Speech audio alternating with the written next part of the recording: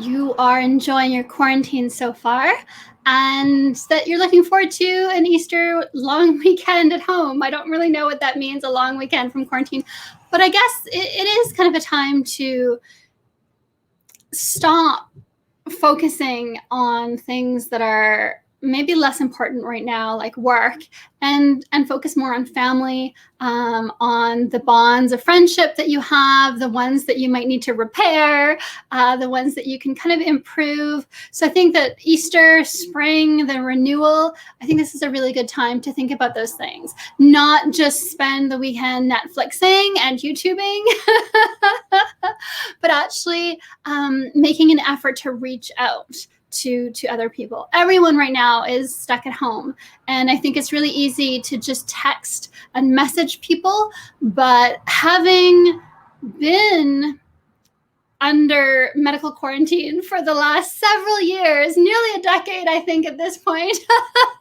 at least it feels like that. What I've discovered is that you can text with friends all day long, and when you go to bed at night, you feel so desperately alone. Whereas if you call friends and you actually have a phone conversation, it makes all the difference in the world. There's something about how we've been designed, how we've adapted to our environment, that what I've discovered is that talking to people is more fulfilling. The tone of voice, if you can do Skype, it's even better, or FaceTime or whatever app you use that you can do video chats with people. It's so much better. Then you have the facial expression, and you can kind of imagine, when you're talking to them, you put your hand on their arm as you're talking, and that physical touch that bonds you closer to them. I think through video, it's a little bit easier for your body to kind of think that you're in that context. And so I would recommend that especially for Easter weekend, that we really look at that, at making an effort, setting that intention of getting closer with people and doing it in ways that are real. Because I have noticed some people who this is their first time in quarantine, they're not handling it very well, and they're texting a lot. And I think that that's why. And they're texting, they have nothing to text. They're just texting, it's chit chat, except that all day chit chat, right? And I think that's the message that I want to get across from you. If you find yourself texting, looking at your phone, hoping for a text, call someone, and you'll notice that after a 20-minute phone conversation, you feel so much better than after an hour and a half of texting back and forth. So please do try and let me know how that goes for you. Let me see what's going on in chat today. I want to talk about a few things. Again, if someone wants to come on and talk to me, let's make that happen. I want to talk about a sneaky little thing that I did related to my last live stream, and the fear-mongering that's going on. I want to talk about the difference between a truth seeker and a tinfoil hatted malcontent. There's a really big difference between a tinfoil hatted malcontent and a truth seeker. And I kind of want to talk about that a little bit in the context of the topic that I talked about the other night. Viruses, are they real? Exosomes, how do they work? So that should be fun. Okay, first let's see what's going on in chat. Hello, chat. Let's see what you guys are saying. I have to make sure that I'm in the right chat so that I can see all the people's. I'm still not seeing everyone in my standard account. So hello, Infinite Omega. So I've been working on, last night at long last, I filmed some footage for my Quarantine Cringe poetry show, and I'm so excited for it. I hope it looks okay. I had to upload the info onto my drive all day today because the internets are very slow today. So I'm hoping it worked out well. But Infinite Omega, you win the gold star for the poem that you submitted. It was brilliant. And yes, I want to extend another thank you to people who have been sending poetry. Again, I have received delightful messages and I love your messages. Thank you for sending me messages. It does just cheer me up when I read them, but I haven't been responding. I wasn't feeling well. My energy has been really low. And then when I do have energy, I have to use it to put into the production of things. And so I haven't really been replying to emails as much. I caught up on a little bit of correspondence at like 3 a.m. Today, this past night.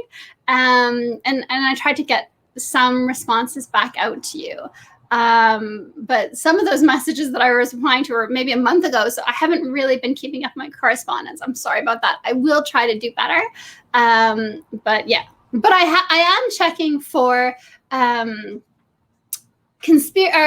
poetry. So if you do use the title poetry, poem, conspiracy cringe poem, again, the poems can be angsty, cringy, love, sadness, despair, existentialism. They can rhyme, they don't have to rhyme, and we'll just have fun with them. I call them conspiracy or quarantine cringe poetry, but they don't have to be cringy. They can be wonderful. But I think it's just easier to submit poetry that you think is good, pretending like, oh yeah, it's cringy, because you never know, right? We never know if our own poetry is good or if it sucks.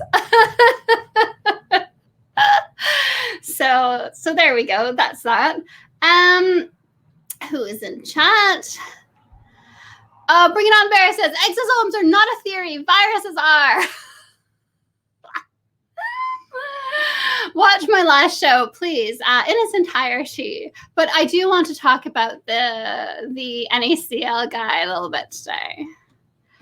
John Keane says, I didn't get 1 star, but here's one for you. Thank you for the gold star. Earth is Seriously Flat says, happy house arrest under the dome firmament on our beautiful stationary flat Earth. Happy Easter to you too, Earth is Seriously Flat. Hello, Vinish. Thomas Klein, happy Friday. Happy Good Friday. Good morning, Iron 26. Happy to see you here. I'm all kind of, honestly, this is just, I woke up this morning, my hair was still kind of curled. Well, I don't know if this is curled or just messy and tangled. And I still had some leftover eye makeup. So I was like, okay, we're doing a live stream. So I'm not at my best. I'm just kind of recycled look from last night. But at least it's something, right? Sometimes you just have to do that. Thomas Klein says, I heard one man working in a Barron hospital say that something is happening on Monday, April 13th. If God and his angels showed up on the 14th, perfect timing. Okay, so I am going to talk about numbers and hospitals today very quickly. Okay. There was something earlier in chat. Oh, yes. Okay. So Thomas said, I was going to mention that the White House podium always has the president's seal and the blue presidential flag. If you checked it out since April 1st, they have been missing. Is it a coup? I did see something in passing on one of the many conspiracy theory contents that I have absorbed in the last month. That also mentioned this, that the presidential seal has been removed. And some people are saying that the presidential seal is related to the United States as a corporation, having to do with shady deals when the Federal Reserve is created. I'm not really clear on that, on the United States being, I think it's that the money that the United States uses it's using it as a corporate entity in terms of its relationship with the Federal Reserve. Is that what it is?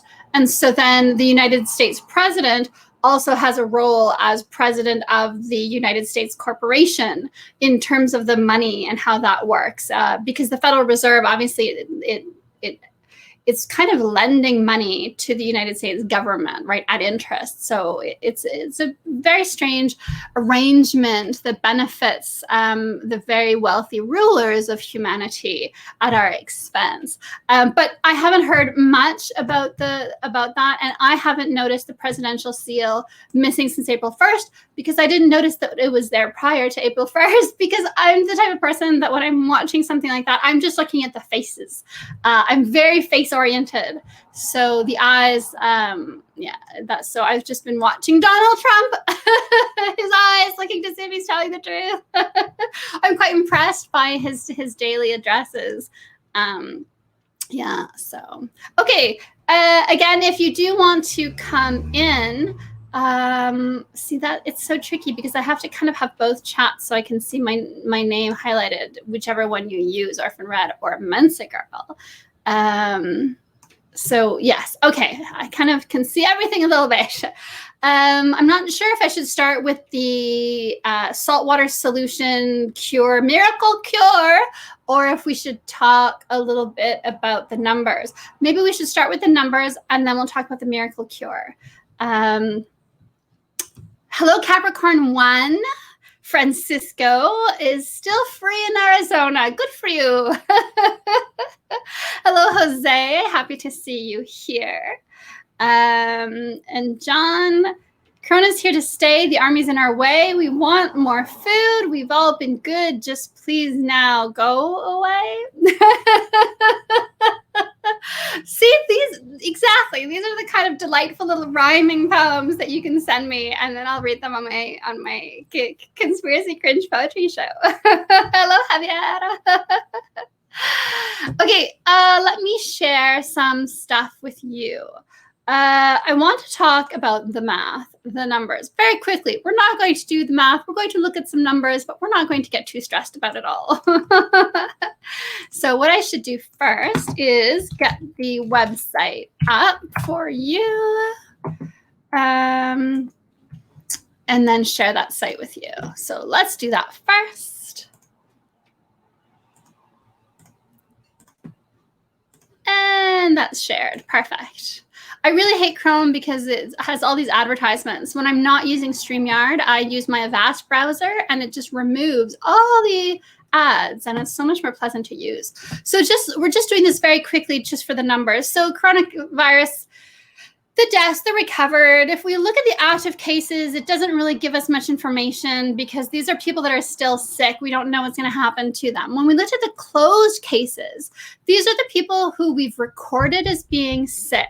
Maybe they went to the hospital and they were tested. Maybe they, like in South Korea, they're just testing everyone. So it's a small, there are people in the general population that will have gotten sick and recovered that aren't counted. So this is mostly counting the more serious cases.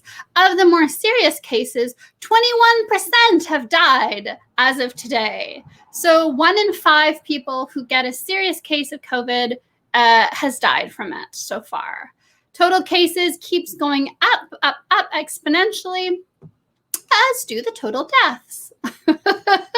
And again, here we can see all the numbers, the new deaths in the last 24 hours, the total deaths, the total recovered.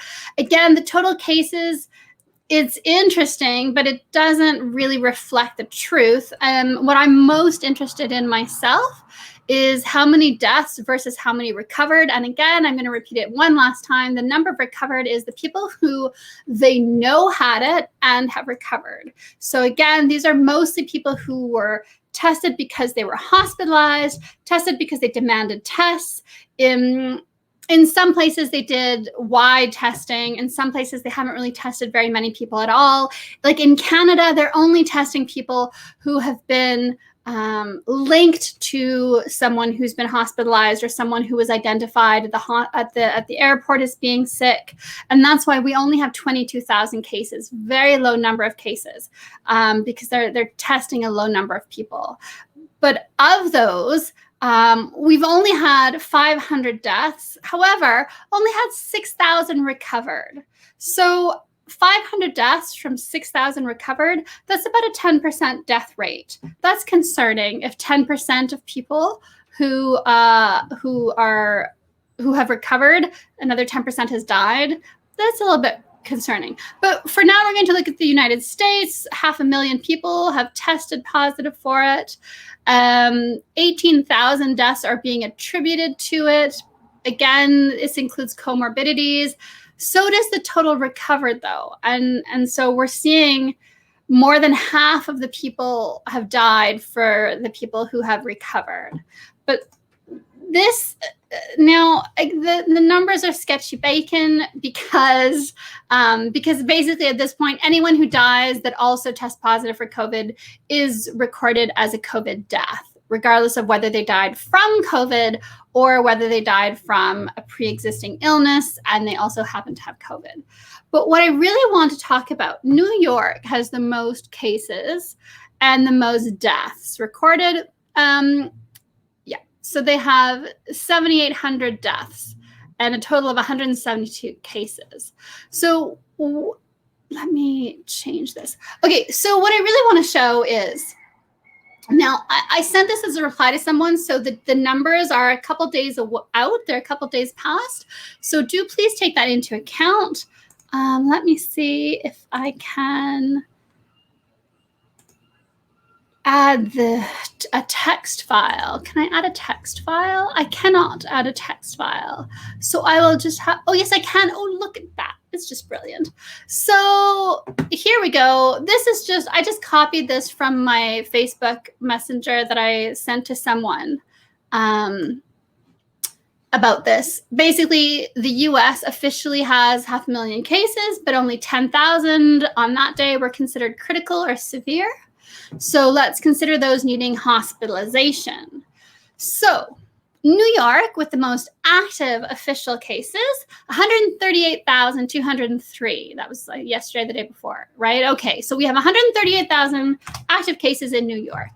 But out of those, we only have 10,000 who need hospitalization. So that's about 2%.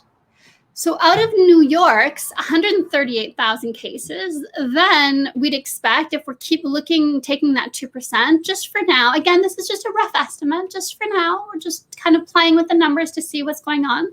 We'd expect 2,700 cases to be hospitalized, okay?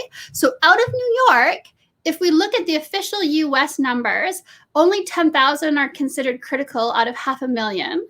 Right? So only 2% of people who are testing positive are actually needing hospitalization, ventilation, kind of that are having more serious complications.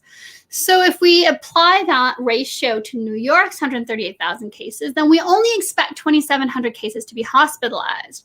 Now, there are 214 hospitals in New York State. So if we divide these 2,700 cases by these 200 hospitals, we'd expect about 13 people per hospital. That's it. Now, New York City alone has 20,000 hospital beds.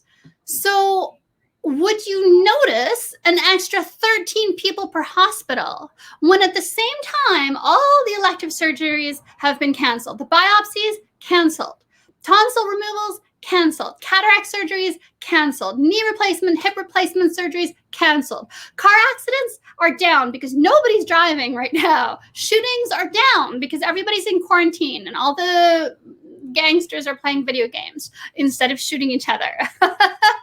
Kids are not breaking bones on playgrounds and skate parks. They are under supervision by their parents. Maybe they're getting to play outside in the backyard for a little bit.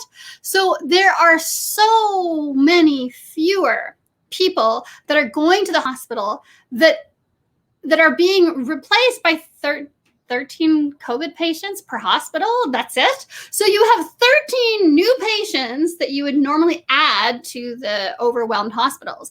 But then you have all these other people who are no longer going to the hospital.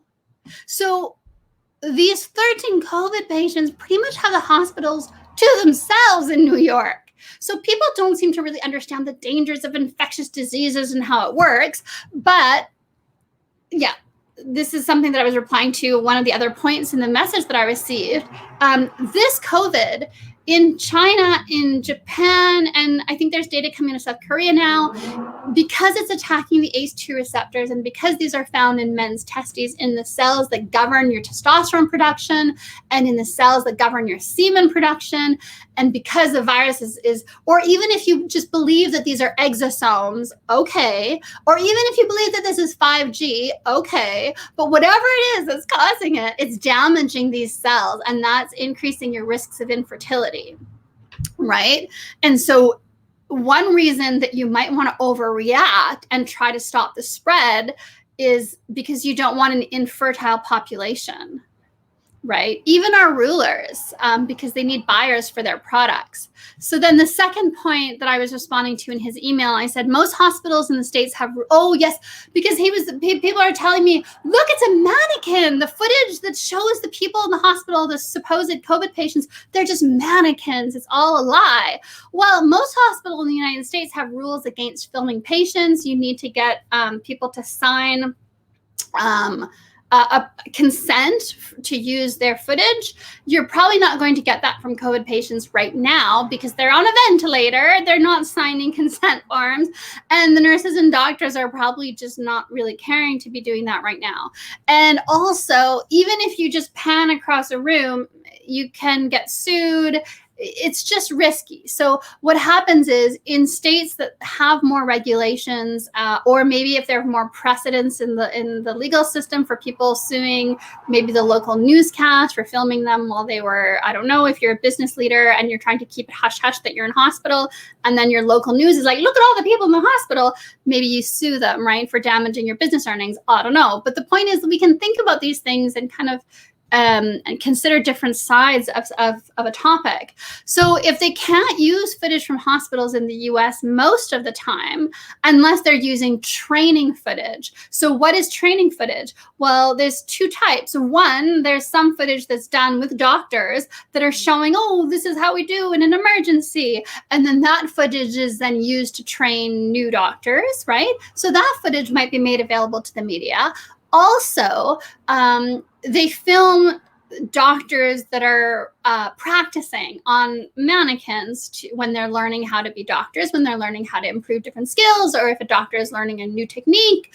If the doctors are learning how to use a ventilator, for example, that is filmed. Maybe they use a dummy for that, because they're actually putting the ventilator in. You don't want to just use some random nurse that volunteers, right? Because it'll actually damage your lungs. So they use a dummy for that. And then that's a training video. And so they might be releasing that to the media. Because the US hospitals, most of them have tighter rules for filming people, just in general, because you need consent forms, things like that, public places. So what some of the US media has been doing is they've just been using the media from Italy. Oh, look at all the patients in the US hospital, and it's actually Italian hospital footage. I would guess that that's because in Italy they have different rules and different laws in place, and it's probably harder to sue a US media company showing footage of you in a hospital in Italy. So I think that there's part of that there. Yeah, and then I was complaining, I don't know why people aren't thinking about this more clearly. And what I mean, myself off the stream. There we go. I'm not saying this is truth or this is truth. I'm just saying right now it's really hard to say what is truth. So instead of grabbing on and clinging to one theory, why don't we just take this time and just say, I'm uncertain. It could be this, it could be that. But the idea that our hospitals are empty, hashtag, of course they are, because all elective surgeries have been canceled, because car accidents are down, because nobody's driving, because shootings are down, because playground accidents are down. And so, of course, the hospitals are empty. And when you look at the numbers match what's being reported. 13 extra COVID patients per hospital in New York State. Well, when you have 20,000 beds in New York City, you're not going to notice 13 people. So there are 13 people in 20,000 beds. Really? Yeah, of course the hospitals are empty. But so then we think, well, why are they doing that? Why are the hospitals losing all this money by not opening up again? Well, there are a lot of different theories, and I don't know yet which one is right. But I think that the idea that this virus is more concerning than is being acknowledged publicly, because they never want to cause panic, right? Because the sheep never panic the sheep, right? And so I think that this idea that in order to not panic us, they are trying to keep a bit of a hush hush on some of what's being seen in other countries in terms of the damage. Today, I saw a very trustworthy YouTube channel, Peak Prosperity. He was talking about some of the very strange symptoms that are being seen. I think it was in France in teenagers, and it looks nearly like frostbite. It's damage to the extremities. I think it's quite concerning, quite weird. All the different symptoms that this virus has. Now they've identified that the virus, it's not so much that people are drowning from pneumonia. It's more that it's preventing hemoglobin from transporting oxygen. That brings us back to the saltwater cure. But first, let's see what you guys are saying in chat. Stop sharing. Okay. Let's see. Hello, Mark of Melbourne, who says mass graves. Yeah, New York is digging mass graves as well. So last live stream, sorry, there's an ambulance going. My windows are open. Last show, I talked about the mass graves in South America, Sao Paulo in Brazil. But now I saw this week that they're also digging mass graves in New York. So again, my theory, and again, it's hard to really know what's true and what's not. There's so many possibilities. There's so much contradictory data. But right now, today, one of my theories, actually I've been kind of thinking this for a while. I do really think that there's enough evidence to suggest that people are getting reinfected, right? Whether it's because, and again, there are data supporting both of these, but whether it's because people, the antibodies that are produced by the body don't last very long. And so like the common cold or like the flu, you get the flu and then you get better. But then if you're not careful, you can catch the flu again in the next 3 months, right? So your immunity doesn't last very long. So either the immunity, and that's what the data is starting to suggest this, that the immunity to this particular virus doesn't last long at all. So people are already, and South Korea, I don't trust so much the data. I don't really trust the Chinese stuff as much. I take it all with a very huge mountain of Himalayan pink salt. But the data from South Korea, I trust a little bit more. And so also Hong Kong, they're so anti-communist China regime. But so what we're seeing in South Korea as well is that they're saying, yeah, people are they're already getting reinfected. So the idea that you don't have very much immunity and so then you can get reinfected rather soon after having recovered, that seems to me to be concerning. And then the alternative option is that basically if the virus gets into your nervous system, then it can go dormant and then just reactivate, like in the same way that chicken pox can trigger shingles, or herpes can trigger herpes outbreaks, or HIV can trigger HIV symptom, or let's not say HIV because the link between HIV and AIDS is tenuous, but AIDS can then lead to AIDS manifestations on a regular reoccurring basis. And it looks like with this one, your symptoms are worse each time you get reinfected or it gets reactivated in your system. And I actually think, because there's so much sketchy bacon business with this virus, if you look at the Chinese researchers who were trying to alert other scientists, other medical practitioners, other doctors, in late winter, November, as early as November, doctors were trying to alert other people, like there's something going on here. in Wuhan, and it's crazy and it's dangerous. The Wuhan Virology Center, basically the bioweapons lab, they were hiring people to look at these specific type of coronaviruses that would make them extremely infectious among humans. And then later they were saying, we're having some problems. One of the researchers, one of the whistleblowers at this lab was saying, look, it's gotten out. A whole bunch of us were sprayed with, they spilt some of the bat urine that had the virus in it, that they were testing, manipulating, engineering, right? So they spilled some of the virus, and so a whole bunch of people were exposed to it.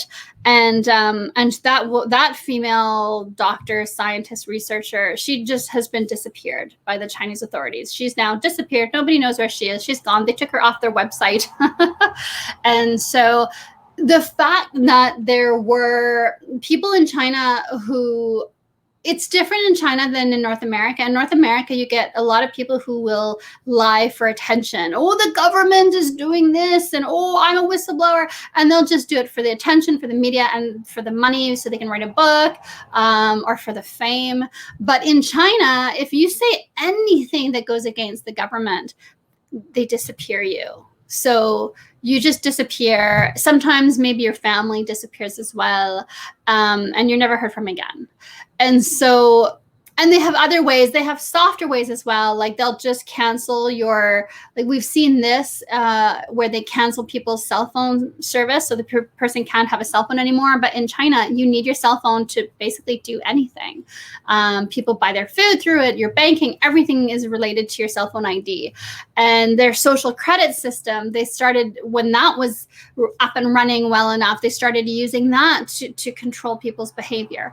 But they still do rely on disappearing people. And so I do think it's quite curious that in November, there were whistleblowers in China saying there's something really serious. There's this virus that we've been working on, and it's gotten out, and they were very concerned. And then China disappeared them, silenced them. And then why is it that Wuhan is such a massacre, and Iran a massacre, Italy massacre, and then New York, the old people are dying. Washington State, the old people, the little clusters in the old folks' homes. I'm not saying when old people die, it's not a tragedy, but I'm saying it's very different from what we're seeing in other places. And now in France, they're seeing what looks like frostbite developing on the extremities of teenagers who have COVID. So it's very strange what's going on. I do want to talk very, first I'm going to say hello to chat, but I do want to say something that I found quite just absurdly amusing, which is that the same people, oh my goodness, the same people are telling you 5G is causing illness and it's killing you, are also saying, they're saying the coronavirus is a hoax because it's actually 5G that's making you sick and killing you. But then they're also saying nobody's getting sick and nobody's dying, and empty hospitals hashtag, and it's all a hoax just to control us and to take away our rights. What? So on the one hand, you're telling me that all these people who are getting sick and all these people who are dying is all 5G doing it. And then on the other hand, 5 minutes later, you turn around and say, but nobody's getting sick and nobody's dying because the coronavirus is a hoax. Well, so what the heck? So you're telling me watch our videos on 5G on BitChute because YouTube is censoring us, because there on BitChute we're going to tell you all about how 5G is causing the coronavirus symptoms. But here on YouTube now, please pay to us on our Patreon so that we can tell you that there are no symptoms, nobody's getting sick, nobody's dying, because it's all just a hoax to take away our freedom. Like, I don't understand how people give those scammers money, like maybe for entertainment purposes, like I would pay $8 to go see a really good movie in the theater, especially if it's like the VIP theater. Yeah, I suppose I would do that. So I guess it's the same thing. So then you give your $8 to be entertained by people who are giving you absolute nonsense. They're just giving you what they think you want to hear. So on BitChute, the audience right now is really anti-5G. So they're going on there and they're saying 5G is killing you. It's giving all these diseases. symptoms that are being attributed to COVID are actually 5G. And then on YouTube, to make money on YouTube, you can't say that. So here they're saying there are no symptoms, there are no deaths. It's all just a scam. Like, my good. And then in between, they're bringing people on saying viruses are fake, but buy my salt water because it's a miracle cure.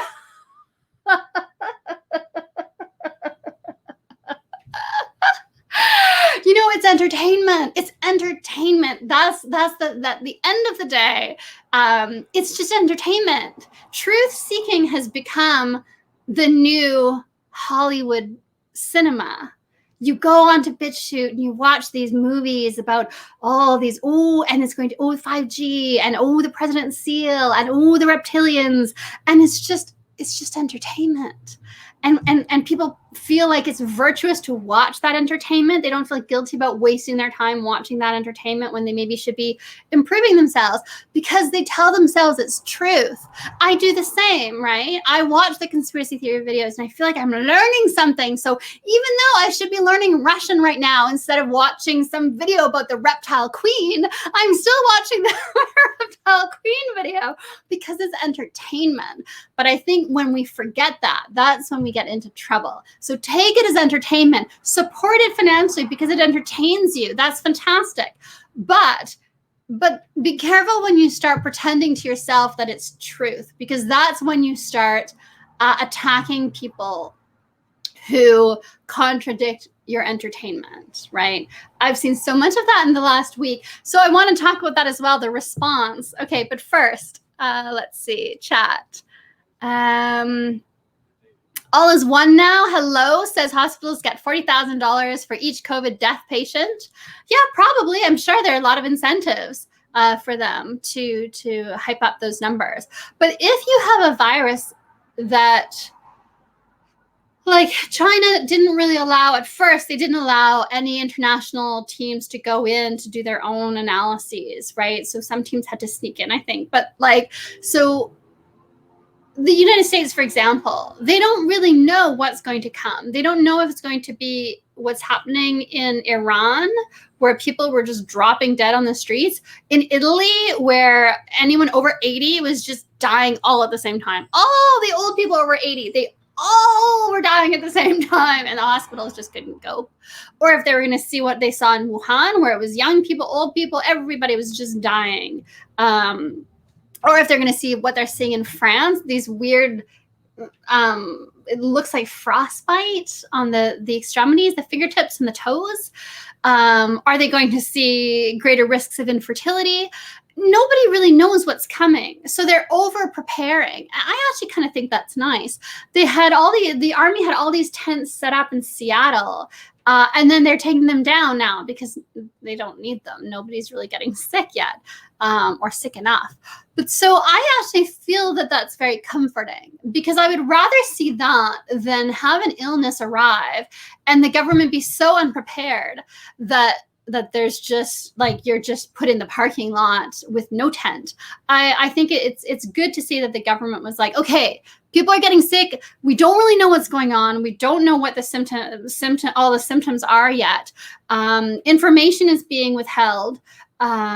We don't know what's causing it. We don't know what's making it worse. Is 5G making it worse? Well, it should, except that in places where they have 5G, like South Korea, they have fewer symptoms.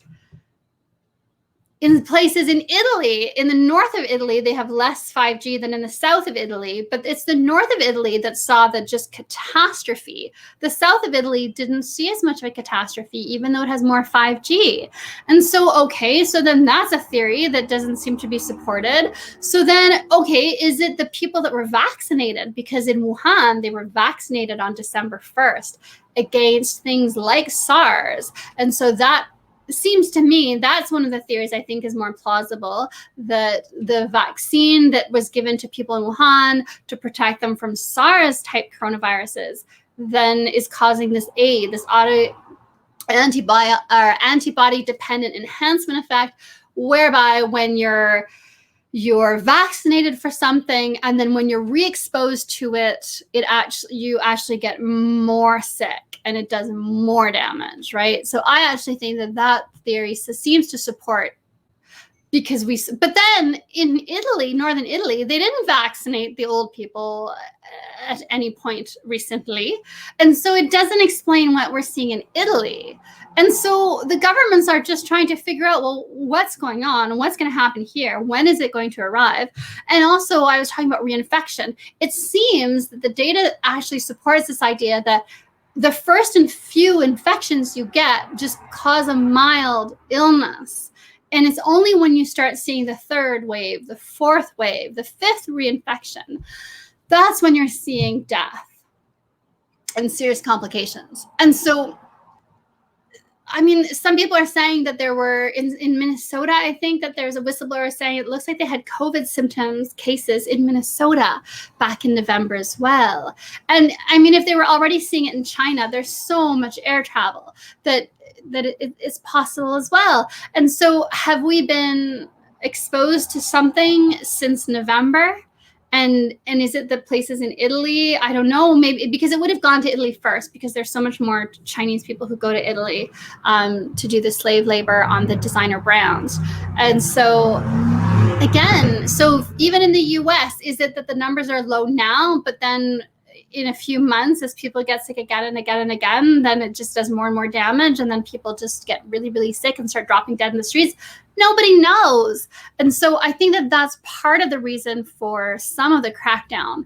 At the same time, you have rulers who are exploiting this to do horrific evils and to take control. And we have Bill Gates, who I think may be the son of Satan, perhaps, I don't know, but it seems likely at this moment, who just wants to vaccinate everyone with the Hitachi Smart Dust, right? Like type of technology, and wants to give people tattoos with tech in them that identifies you, that tracks you, that tracks your health, your heartbeat, everything, your location, everything. So that's terrifying. And so I think there's a tendency in conspiracy theory world to just want one answer, one conspiracy theory to rule them all, right? And so rather than have any nuance and say, it's a bit of this, it's a bit of that, this is involved, this is also happening, this other thing is taking advantage of this situation to push its agenda, and kind of have a more sophisticated view, there's a tendency in the conspiracy theory world to just say no to all of that. It's one thing. It is only one. It's 5G, or it's all a hoax and the hospitals are empty and it's just Bill Gates, or whatever it is your favorite theory is, right? It's just internal exosomes and we're all emotionally stressed. And so our bodies are just dying because we're emotionally stressed, because we're poor. I don't know, right? Like I think we need to move away from that, right? And not try to look at, it's only one thing. It's the Antichrist, right? Like, I think it makes more sense to say there are probably multiple layers of factors that are influencing what we're seeing, right? Iron 26 says, so for 13 cases per hospital, they need 500 million face masks. Well, the nurses do change their face masks for every patient and when they take a break. And so they do actually would need a lot in one day. And the thing is, they don't know who has this. Someone comes in because they have a fever. They have no idea, is this person contagious with the strain that causes quick death? Are they infected with something else? Are they infected with a new virus? Like, they don't really know what's going on, and they're afraid, clearly. And I think it makes sense to be afraid when you don't really know what's happening. Is it 5G? And is the hospital right under a 5G mast? So the nurses and doctors, I think it makes sense that they want to be wearing masks, because they don't really know what's happening. They don't know how the transmission is happening, and they just want to be kept safe. And I think it makes sense for the government to want to stockpile as many as possible. And they're pretending that it's for right now, for this outbreak, but it's not. Clearly, the United States and many other countries no longer want to depend on China for anything, and especially not for survival-related equipment like medical gear. So part of this, I think, is that in 2 years, let's say everything were to go back to normal, the government would have a really hard fight on its hands trying to justify spending a lot of money to buy masks that are made in America when you can get them from China for a penny, right? And we've already seen how getting things funded is almost impossible in the Senate. So it makes more sense for them to say, okay, after this, we're never again getting our masks from China. And it's going to take a while to ramp up production in the US. And so until we have production ramped up in the US, we don't want to have mask shortages because, the doctors still have to do surgeries. They're still having to deal with other patients, and they're still having to deal with baby deliveries. And they wear masks. If you have a cold, you don't want to infect a pregnant mother. If you have a flu, you don't want to infect a pregnant mother. And so the doctors wear the mask for various reasons. It's to protect themselves, but it's also to protect their patients. And so I think it makes sense for the US to use this crisis to stockpile medical equipment so that then they can just completely sever their ties with China, and they have enough to last until production is ramped up in the country. So I think that makes sense.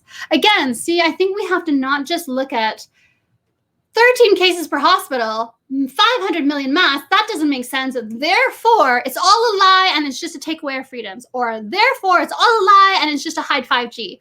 I think we have to add a little bit of critical thinking and a little bit of nuance. We have to look at it from different facets and see, well, what could it be, right? Let's think about it from a little bit of a broader perspective. I think that makes more sense.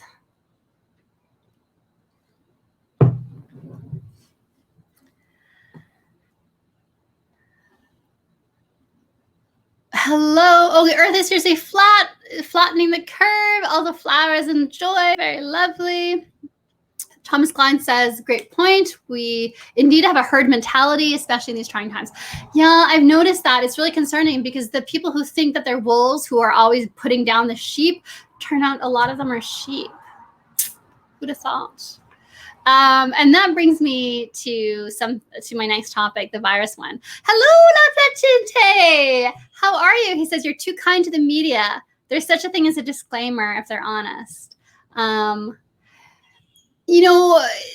think it depends on, everyone's afraid of getting sued, especially in these days, but it's a fair point you make. But hello, La Pachinte. How are things in Romania, by the way? 420 says, guys, this is not just a virus. It's depopulation by all and every means. 5G, flu, COVID, infertility, famine that's coming, vaccines, climate change. I know, but see, again, okay, yes, I do think that there's some people who are working for depopulation, and there are other people that are working to increase population because they want more buyers for their stuff, because they want more consumers.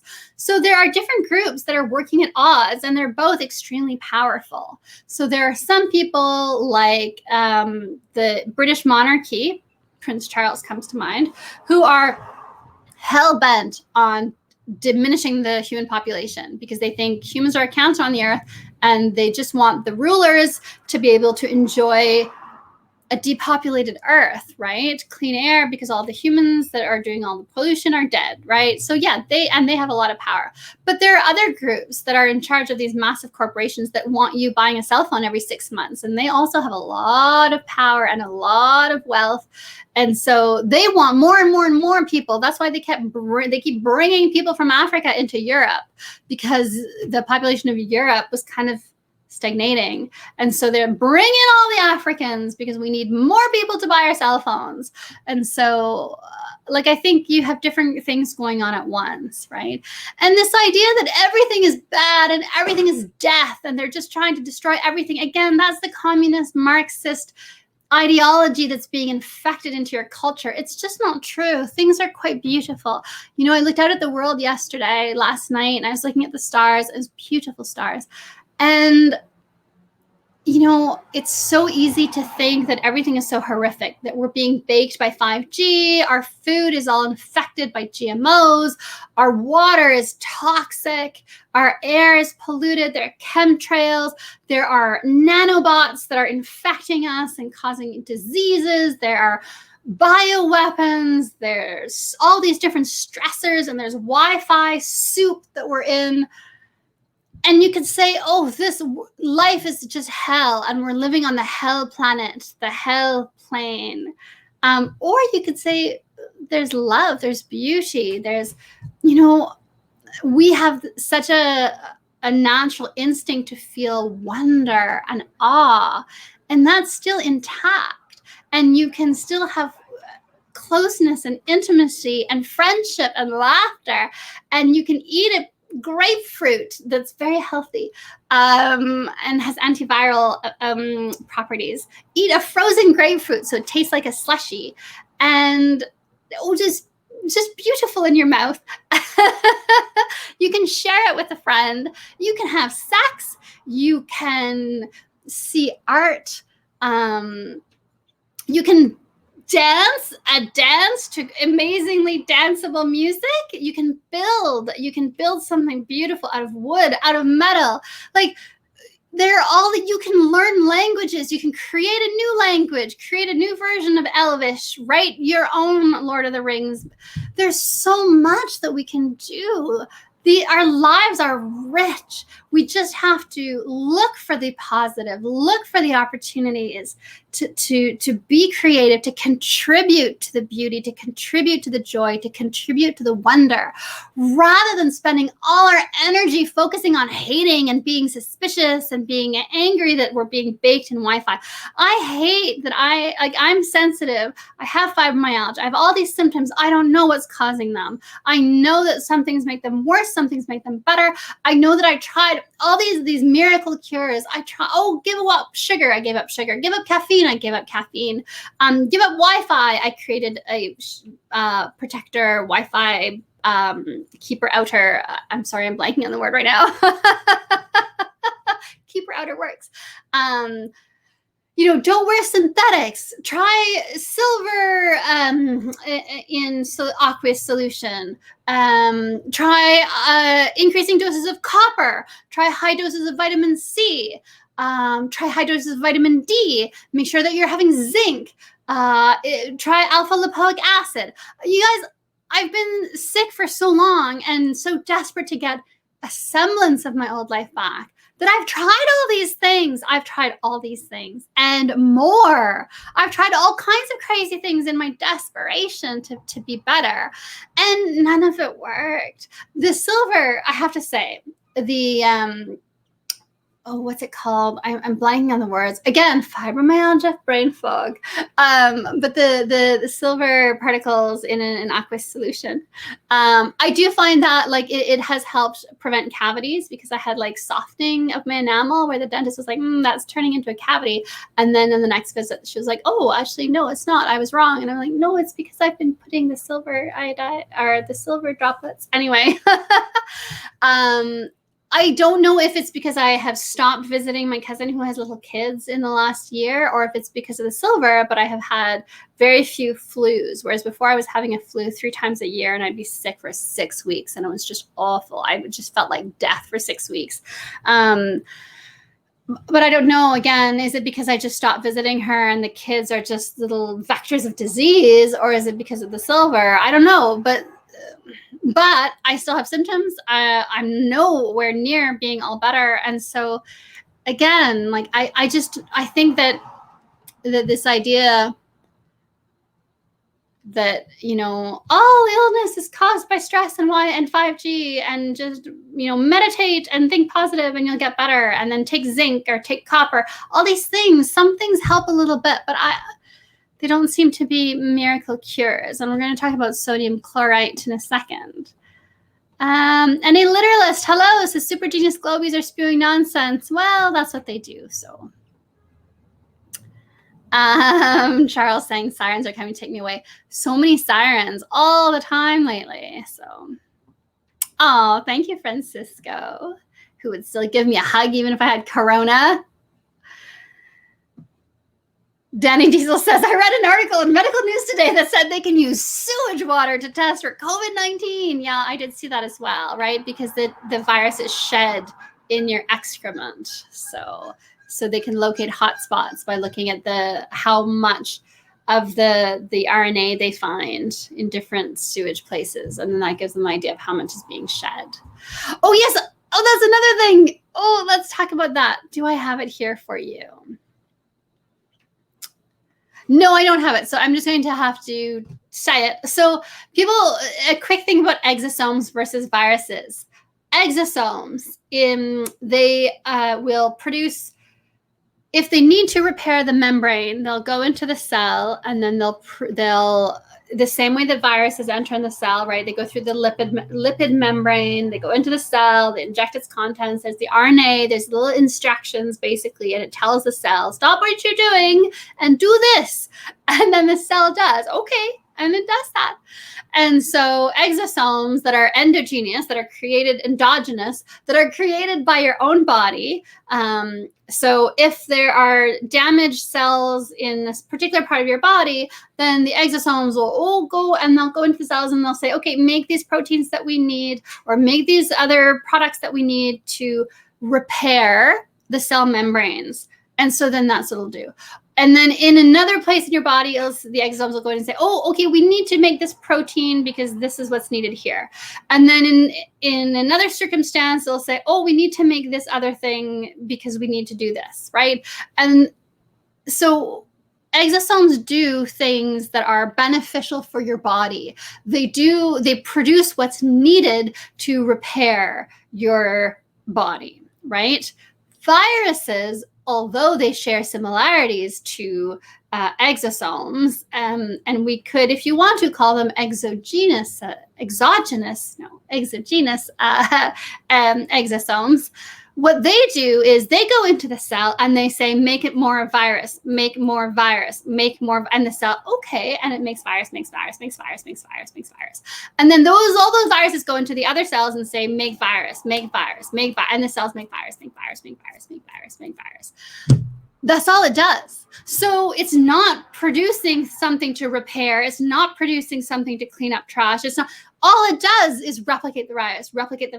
So your own exosomes, they actually go into cells and they say, please make this protein right now because we need this protein right now to fix this thing that's going wrong. Okay, and then the cell does that, and then, okay, now we have enough. And so then the exosomes stop being produced, and so then the cell goes back to doing other things, right? And so then your body can repair because it has, let's say, the protein that it needed, or it has the lipids that it needed, or it has whatever it is that's needed. That's what exosomes do. Viruses don't do that. Virus in your kidney, replicate virus, replicate virus, replicate virus. Virus in your lungs, replicate virus, replicate virus, replicate virus. Virus in, I don't know, in your intestines, replicate virus, replicate virus, replicate. That's all that the viruses do. They don't tell the cell to produce things that are needed to repair the body. They don't tell the cell to produce things that are needed because of damage to any particular part of your body. Exosomes, let's say they were reacting to damage from 5G. So then they would go into the cells and they would say, in this part of your body, the 5G is causing this to go wrong, so that's what we're going to fix. And then this other part of your body is doing this other thing that's causing something else to go wrong, so that's what we're going to fix. And those instructions will be different. But a virus, all it does is replicate the virus. That's all it does.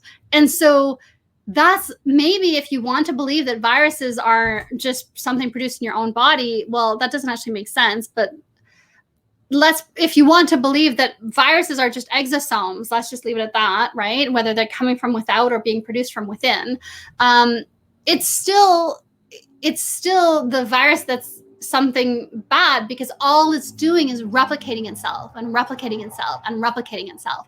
It's not creating anything that adds to the building blocks of your body. It's not creating anything to repair damage in your body. All it's doing is replicating itself. So if you want to think of it as like the exosome version of cancer, you could do that, and I wouldn't argue too much. So yeah, okay, so if we want to say viruses are produced within your body, they're just an exosome that's gone wrong, and now instead of producing what it should be producing, it's just producing itself, then that could be argued if you wanted to argue that. But again, I do believe that there's evidence for transmission. And so that's where that analogy kind of starts to fall apart a little bit. Colloidal, says Dave. Thank you. That was the word I couldn't think of. Colloidal silver. Yes, thank you.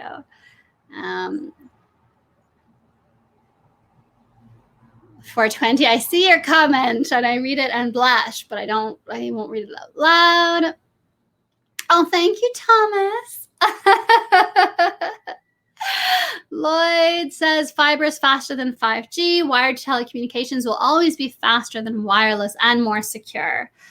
Yes, and wireless is wired is better than wireless. Wired telecommunications are better because you can also shield the magnetic field disruptions that they're causing. So yes, go for wired. But here's the thing, right? So I live in an apartment building.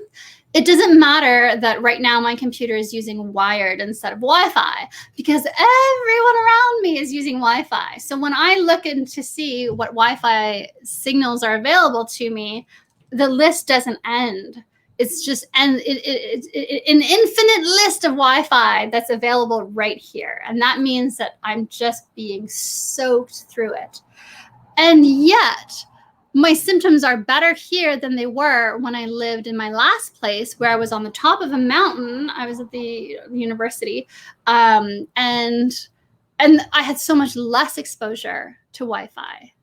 So much less, and my symptoms were so much worse. Whereas here, my symptoms are better, but I'm just in an ocean of radiation, non-ionizing radiation. Okay, Authentic Intent, hello, says the government is basically guilting the private sector to replicate masks and ventilators for the problem they themselves created. Essential businesses are closed, non-essential stay open. Again, like there are all kinds of things going on. They want to sever the links to China. So they want to stockpile medical equipment. And so this is the time where they're going to be able to get it through funding. They're going to be able to push that through Senate to get approval for funding for a massive stockpile. So that's one motivation. Another motivation is they have no idea what is happening with this illness, and it seems to be doing different things in different places. Another idea is that maybe they are concerned that 5G is going to cause a lot of illness, and maybe they don't see a way of fighting against the 5G pushers.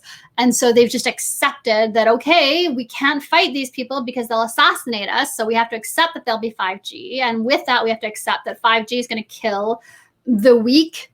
And so we have to be prepared for that. And maybe that's their thinking. And then maybe some people have invested in pharmaceutical companies, in biotech companies, or in companies that will be producing these masks. And so maybe they're motivated a little bit as well by saying, well, I stand to make, $100 million over the next 7 years if I can push this through. So Senate. So that would be another motivation, right? So again, rather than looking for one reason, I think we're adults now, right? So I think we're intelligent enough that we can say, there's more than one thing going on.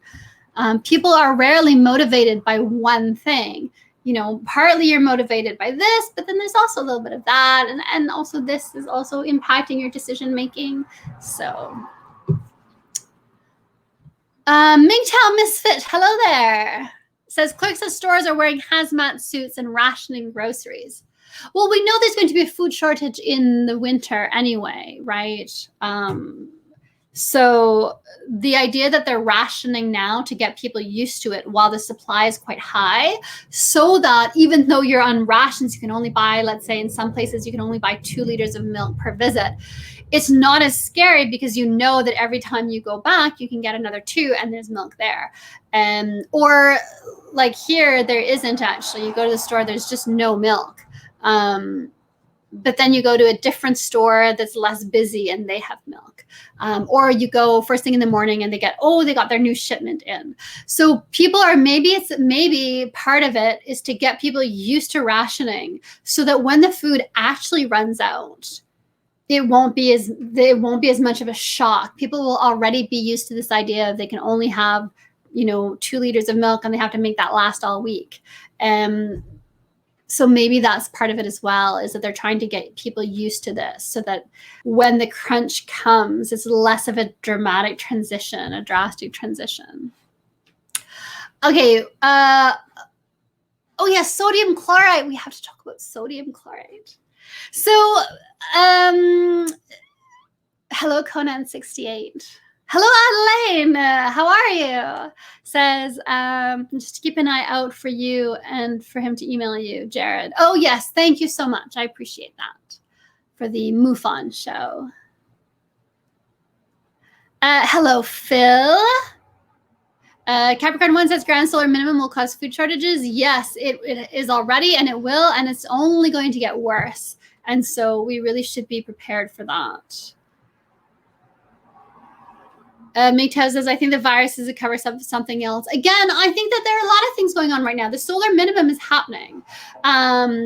The Antonio Subarat's model theory of like the sun, the different pawns and the different suns coalescing and drastic changes in our sun, I think that that's happening as well.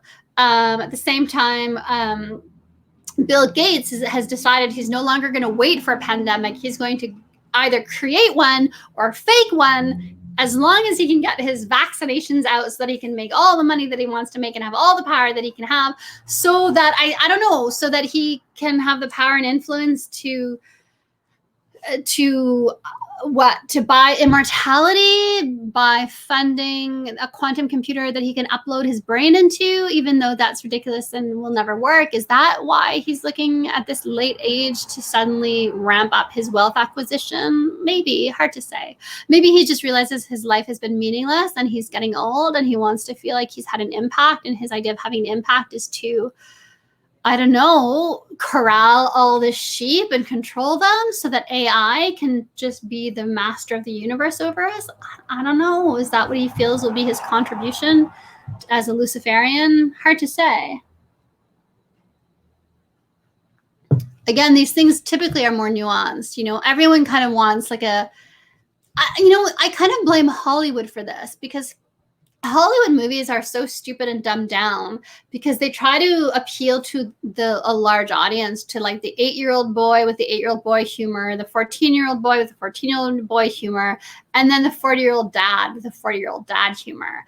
And so by wanting to appeal to everyone, everything is so simplified, simplistic, and dumbed down and ridiculous. And so the villains are always just the villain. That's why I think a lot of people have moved to shows like Dexter. Dexter's the villain. He's also the good guy. And so you kind of have to wrestle with that. And then you see the impacts of his choices. And as the seasons go through, you start liking Dexter. You're rooting for Dexter. He's the hero. And then you see how, except that his choices destroy the people that he loves, destroys the people all around him. And so then you think, okay, so because he's a serial killer, he's inviting all of this destruction into his life, and he's damaging everyone who's in his life, everyone who loves him. So maybe he's not as much of a hero. You guys, I have to take a pause. Someone is smoking under my window and I can't breathe. So I'm going to, it's so annoying, these smokers that smoke right under my window. So what I'm going to do is I'm going to give you something to look at while I go close my window. I just want to set some people on fire sometimes. Oh, I have to open the tab for that to work. I think I'll give you this to look at. Okay, there we go. So here's just look a little of this while I go close that window. Oh, there we go, yeah. I want to shout at the smokers.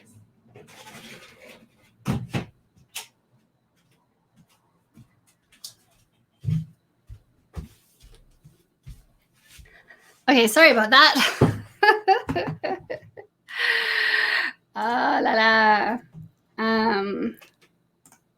It's quite funny because I visited someone last summer. Was it this past summer? time is just moving so strangely.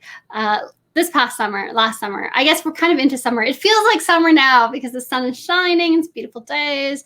And so who was a smoker and smoked, but didn't smoke the like store-bought cigarettes, I don't think. It was like this kind of like, I don't know, natural tobacco, whatever, no additives, no fillers, I don't really know.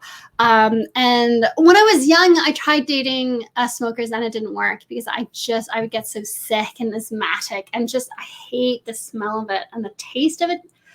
The smokers taste good for the first 3 seconds of the kiss. They just inhale and then they kiss you and it tastes good for the first few seconds. But then after that, it just goes stale so fast. And then you taste the stale cigarette in their mouth and it's not nice. But so last summer when I was visiting someone and they were smoking, and it didn't leave a bad taste. I was quite surprised. And I mean, they were very careful. They didn't smoke around me. They were always like at the window or outside. So I didn't have that whole asthmatic reaction. And the smell wasn't always like, you know, that old stale cigarette smell that's like embedded in like in all the house. That wasn't there. So that was actually quite eye-opening. Yeah. And maybe I'll share this because I was on Twitter the other night feeling, I don't know, just, you know, how I am. And it's so funny because even when I was young and just, you know, wouldn't even, if someone was a smoker, I wouldn't even give them a second glance because I had tried and just didn't like it. Tried dating smokers, not tried smoking. But tried dating smokers and didn't like it. But you know that video from that olden days from U2 for the song One?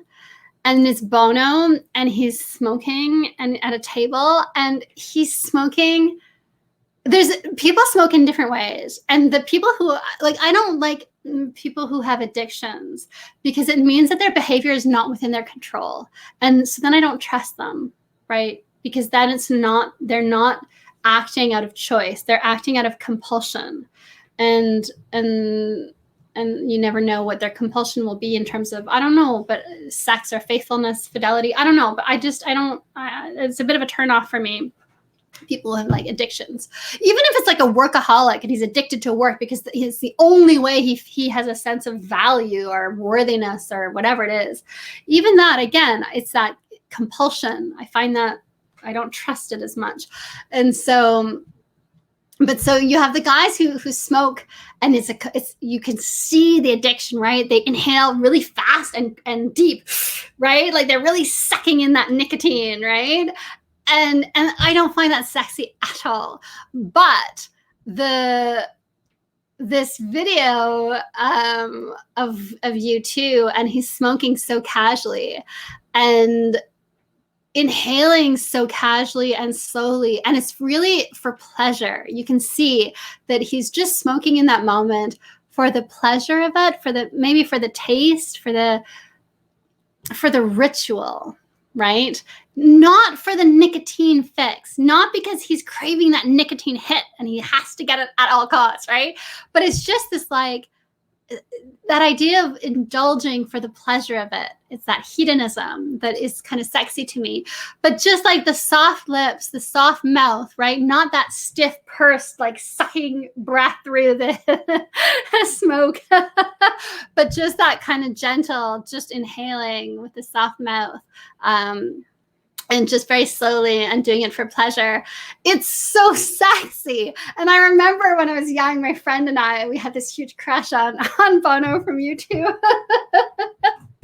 And we would watch all the old videos. And I remember we watched this one video. So we would just put it on repeat. We just kept watching it over and over again. Because it's so sexy. And there's this one where he's smoking, he's looking down, and then he just looks up and the camera just kind of sees his one eye piercing into your soul, and it's so sexy. I don't even remember why I'm talking about this because I'm so distracted. And in the blacklist, okay, I had watched The Blacklist a couple of years ago last year. When I was trying to write papers, I would just put Netflix on in the background. But there was one scene where they play this song, Major Tom, Earth Control to Major Tom or something. I don't really know, but they play a German version of it, and it's really very good. And it caught my attention, so I'd like to see like why are they playing this really cool song? And the character, he's sitting. Oh, he's so masculine in the scene. He has to shave all his hair off, and like he has this nice, like he's like cute, but when he shaves his hair off, there's like that hard-edged masculinity of the act, not necessarily of the look, but just of the act, that he's like getting rid of like the pretty boy thing. And then he's sitting there and he's getting tattoos. He's getting Nazi tattoos because he's going to infiltrate the Nazis to like fight against them. I don't know. Anyway, I was writing papers, so like I would only catch part of the story, right? It was more just kind of like noise to keep me company. But so I don't really know the storyline, but he was getting Nazi tattoos. I don't know. and he's there, and like they show his hand tensing from the pain, and then he just takes this like really slow breath from his cigarette, and it's so sexy. Because I'm sorry, I'm so off topic. I'm supposed to be talking about sodium chloride and viruses, and now I'm blushing like crazy. I'm so sorry. I'm on a really far tangent.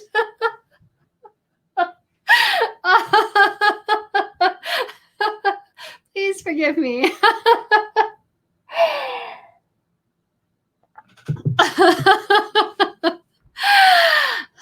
Maybe look it up. Major Tom Keen. I think if you look that up on YouTube, maybe I'll play it later if I can. I don't know.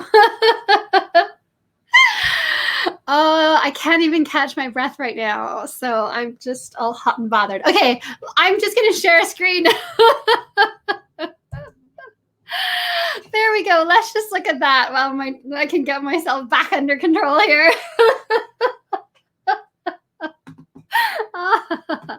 Okay, sodium chloride. So, oh yeah, first, okay. Okay, so my last show, I talked about sodium chloride, NaCl, which is table salt. And when you mix NaCl in water, and then you have an aqueous solution, and how there's like this scammer who's selling that on his website.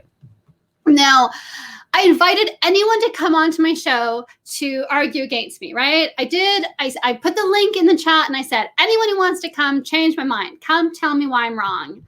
Nobody volunteered to come tell me why I was wrong, but a lot of people were like, you're wrong, I'm leaving. And they laughed. Okay. And some people were, you're wrong, and I'm leaving. And then they didn't leave. And then later they were like, you're wrong again. Okay. And I've received so many comments. And oh my goodness, one of my subscribers who's always been active in chat and who's always been friendly in chat and always been great. And I make a point of reading out his chats. Sent me this messages. You're so wrong, Sasha. This. Basically going over everything that I had actually disproven in my show. And like I said, I haven't been keeping up to date on correspondence. I read messages, but I don't reply right now because just there are lots of things and I don't have a lot of energy anyway. And also sometimes I'm not in the mood for it. And so I want to be able to reply when I'm in the right mood for it so that you get a nice reply. And so I read what he said and I just thought, yeah, okay, he's basically repeating the same garbage that the guy said in the interview. Everybody's repeating the same garbage without any critical thinking, right? And he sent me another one and another one, and I didn't reply because I was like, I'm not going to waste my time replying because clearly you don't really care about the rebuttals. You just want to keep believing what you believe, but not just that. You want to force me to believe what you believe. It's not enough that you're allowed to believe what you believe. You need me to believe what you believe, right? And so I just didn't want to fight. So I just kind of ignored. And also, like, I was tired and I have things going on in my own life that I'm dealing with. And so it's not all about you. conspiracy theorists, people who are sending me, you must believe this, Sasha, otherwise you're going to burn in hell. Like, it's not all about you. My life is not all just about this YouTube channel. And so I just couldn't be bothered. I was like, I cannot, I do not have it within my power to reply to you right now. And then he was like, he just was so angry that I didn't reply.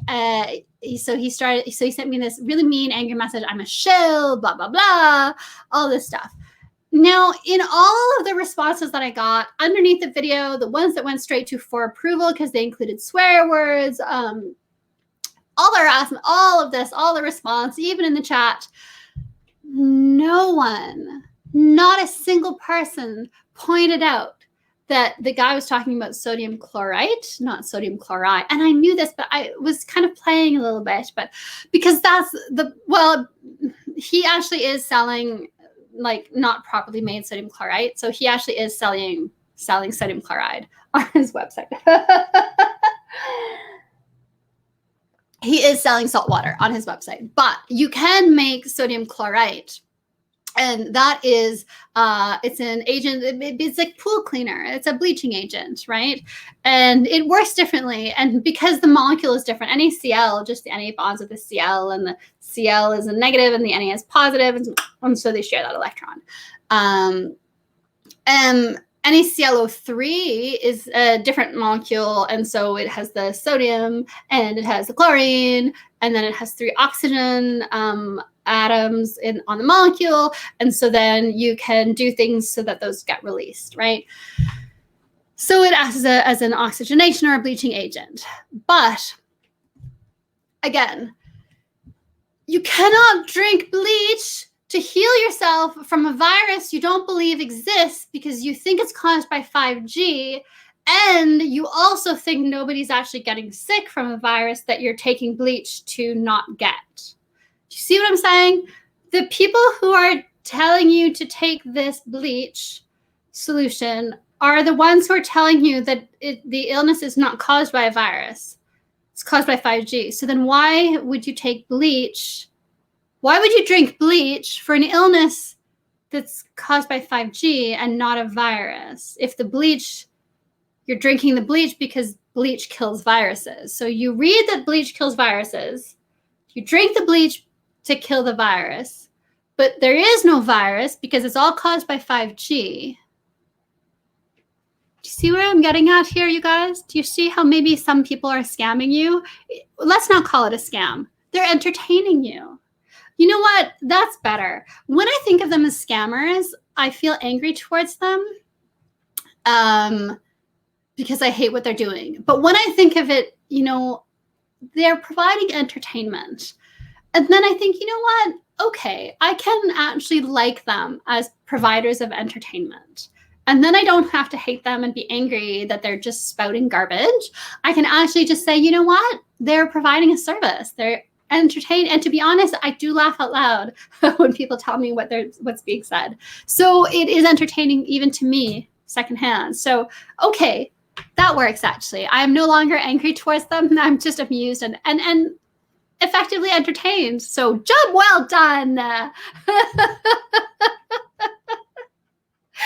But so that's why I wanted to show the sodium chloride, which is the bleaching agent. And you can see here, this the sodium and this the chlorine, and then there's the oxygens, atoms in the little molecule there. And here we go. The main application of sodium chloride is the generation of chlorine dioxide for bleaching and stripping of textiles, pulp, and paper. They use it for disinfection of municipal water treatment plants after conversion to chlorine dioxide. That's an important element to note.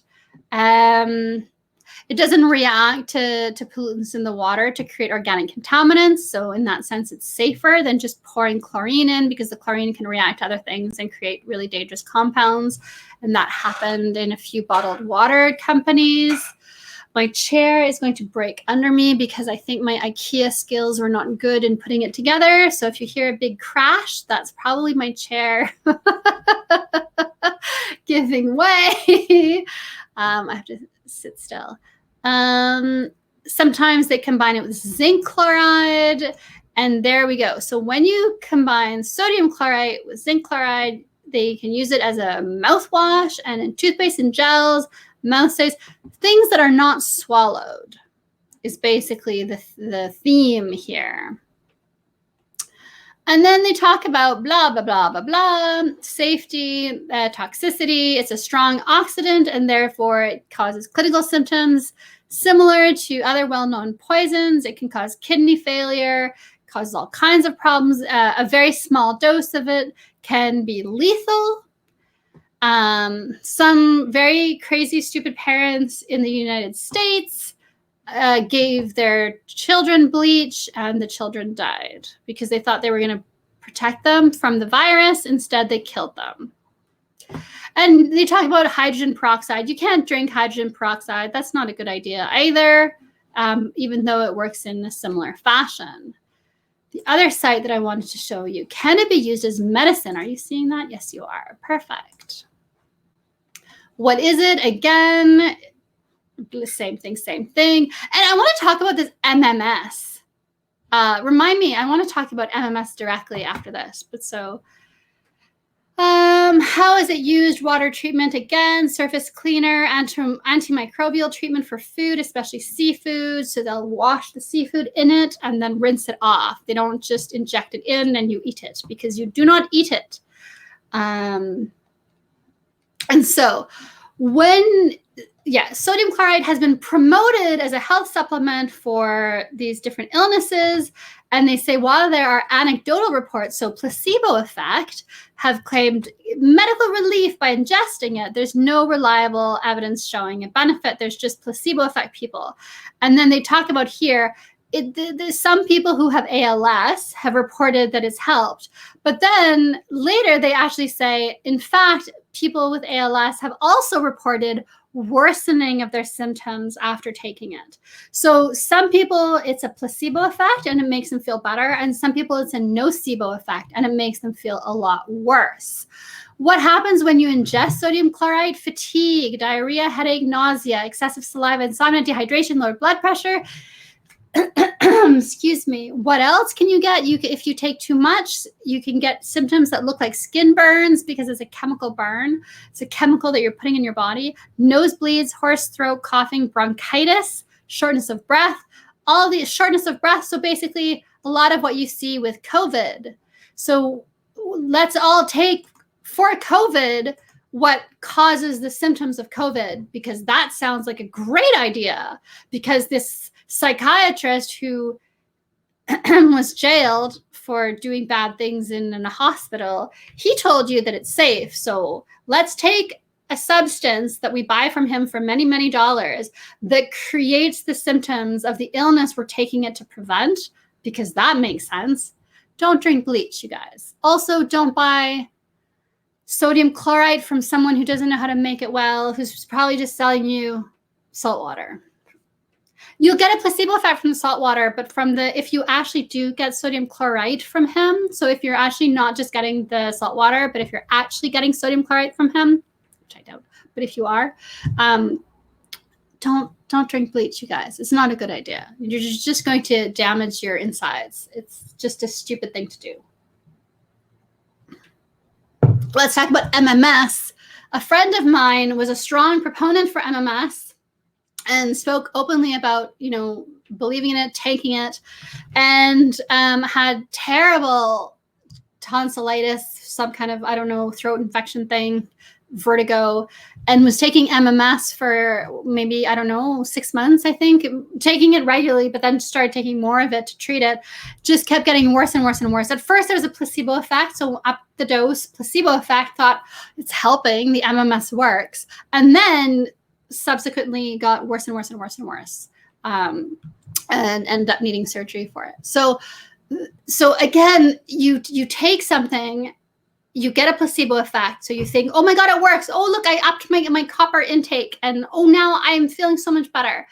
And then the placebo effect wears off. And then all your symptoms come back. And then you're like, oh, the copper didn't work. Interesting. right? So if you're taking bleach, then and you have a placebo effect because you didn't take enough to cause massive internal injuries, yeah, you'll get a placebo effect, or you'll get a nocebo effect, right? That's the interesting thing with the MMS, with the sodium chloride. Some people report negative symptoms that aren't explainable by the substance itself. So that's nocebo. It's just these side effects that are just caused by mysterious things that science doesn't understand very well. But so, yeah, so there we go. So that's that. But I found it very interesting that the people who believed this doctor didn't even know what the doctor was talking about, and they didn't even know what they were talking about. Nobody said, no, Sasha, it's not table salt, it's not salt water, it's bleach, because they didn't know, because they just took it on blind faith that whatever it was that this doctor was selling, this was the cure. The cure for a virus, even though they don't believe viruses exist because they think viruses are just exosomes, and that the cure for the virus that doesn't exist that's caused by 5G. My goodness. All the hate that I got, and I invited people to come on and correct me, and nobody corrected me. And I left. I waited 2 days. I gave 2 days for people to challenge that. Nobody challenged it, which tells me that nobody knew. Nobody knew if it was sodium chloride or sodium chlorite, which tells me that nobody looked into it. They just watched the interview with this guy on their favorite conspiracy channel, entertainment channels, and they bought into it without even understanding it. They just bought into it. That's sheep behavior. So, bah, says the sheep. John Doe says, screw bleach. I want to take MMS to detox glyphosates. Thoughts? MMS is bleach. It's a bleaching agent. They work in the same kind of way. And the dosage for things like sodium chloride, the dosage is you have to be so careful. If you get just under the right dosage, then the placebo effect will make you feel better. And then whether there's any actual benefits after that, it's hard to say. The problem is that your chances of getting negative effects, whether through the nocebo effect or because you're actually destroying your innards, is actually quite high. So I would say, and then also, like, that's if you're making it yourself. But if you're buying it from these online scammers, you guys, you don't know what you're getting. You don't know what you're getting. And so I think that if you're making it yourself from your pool cleaning solution, I think that that's really dangerous, because if you don't do it right, you're just going to destroy your lungs and your esophagus and your digestive system, and then you might end up with a colostomy bag for life, which is not ideal, I suspect. So it just seems like, why would you take such a stupid risk? Like, why would you take such a stupid risk? There's no real evidence that it helps. There's anecdotal. Anecdote means that this guy knows a guy who says that this other guy who knew this other guy had a sister whose nephew's cousin took it and was all better. That's kind of what anecdotal means. People are saying it's not bleach. Well, effectively it is bleach. It's a bleaching agent, right? It's an oxidant. Oxygen, just raw oxygen. If you just breathe in raw oxygen, that's not healthy. You can take little bits of oxygen and it's good. But if you just it can damage and it's so funny because the same people who are sending me all these messages saying how, MMS is the cure, and you're evil for not believing in Dr. Kaufman because he knows all, because he is the miracle man with the miracle cure for lots of money on his website. Like, it's so ridiculous to me because they're the same people that 3 months ago were sending me messages saying, you need to take all these antioxidants, and here's this herbal remedy, and it has all these antioxidants in it, and you need the antioxidant herbal remedy that's super expensive on the friend of a friend's website that they sell for lots of dollars. So 3 months ago, you were telling me that I needed antioxidants to feel better, and now you're telling me I need oxidants to tell me better, to make me to feel better. Like that, you're giving wrong information. Like, just stop being sheep. John Keane says bleach in white bread, Sasha. Yeah, they can use sodium chloride to bleach things. Yes. Yeah, but again, they're not. It's not. When you bleach some food and you spray it on the fish and then you rinse the fish and then you eat the fish, you're not eating the bleach because the bleach has been cleaned off of it. When they bleach flour, then they'll usually then expose it to something that will deactivate they'll expose it to some kind of an antioxidant process so that you're not eating the bleach. People think they just pour bleach in the flour and then that's not actually how it works.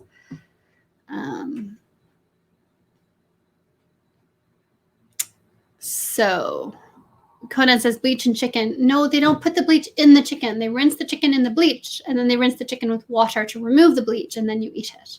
They do rinse them with ammonia. Is it ammonia? Ammonium? And then they don't rinse them because they want the ammonia to stay on the chicken so that it doesn't get all disgusting in the store. So that's why they used to tell people to rinse chicken before eating it. Now they don't because people are too stupid and they rinse the raw chicken all over their other dishes and then they don't wash the dishes properly and then they get salmonella and they die. So now they say, please don't rinse your chicken, but you probably should. David Howard says, do they think it's a cleaner internally? I know, like, is that ridiculous? Like, do you think bleaching yourself internally? And people get confused because they just see oxygen and oxygen, it releases oxygen and oxygen is clearly good and necessary for life. Therefore, this must be good. It's not that simple, people. You really have to look for a little bit more complexity. So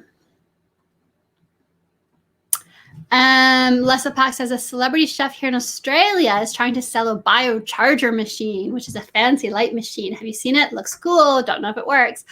Well, I mean, that's a thing, right? Like there's so many scams that even if it's hard to find the truth in amongst the scams, like the Royal Rife machine, he found that if you expose, well, basically we know that everything has a resonant frequency. Right? So this glass has a resonant frequency. And if you direct a beam of sound or laser light sound at the glass at the right frequency, you can make the glass shatter, right? And so, but if you blast it with the wrong frequency, it doesn't do anything. You have to match the frequency. And so Royal Rife showed that the same happens for cells. If you find the right frequency, you can make the cells explode. And different cells have different resonance frequencies. So you can target a cancer cell without damaging a neuron cell, right? But the thing is, right, if you're saying that exosomes and viruses are exosomes and exosomes repair your damaged cells, then the idea that you want to blast viruses with your magical frequency, if you think that viruses aren't real and they're just exosomes and they're just your body trying to repair damage from 5G, then why would you want to blast your body with a frequency that's destroying your body's reparation mechanism? That doesn't make any sense at all.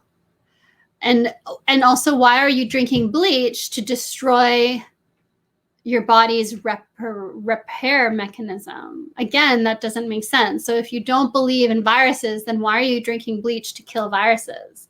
If you're drinking bleach and you don't believe in viruses, you believe viruses are your body's own exosomes, then why are you killing your body's own exosomes? That doesn't make any sense. But it's coming from the same people. The same people who are telling me that viruses are just exosomes are also telling me to drink bleach because it will cure the virus. And they're also saying that there is no virus, it's all 5G, and the 5G is making people sick and killing people. And then they're also telling me that nobody is getting sick and nobody is dying because it's all just a hoax to take away our freedom. I can't handle the layers of absurdity there. It's a little bit too much.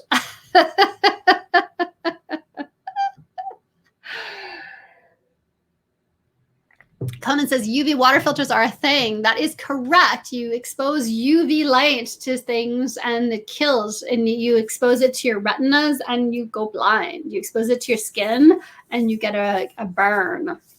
and you expose it to food, and it kills off all the viruses. And if you leave it there too long, it starts destroying the food as well, right? So that's why they just pass it through the light. And the viruses, the bacteria that are on the surface are easier to kill, right? So they kill fast.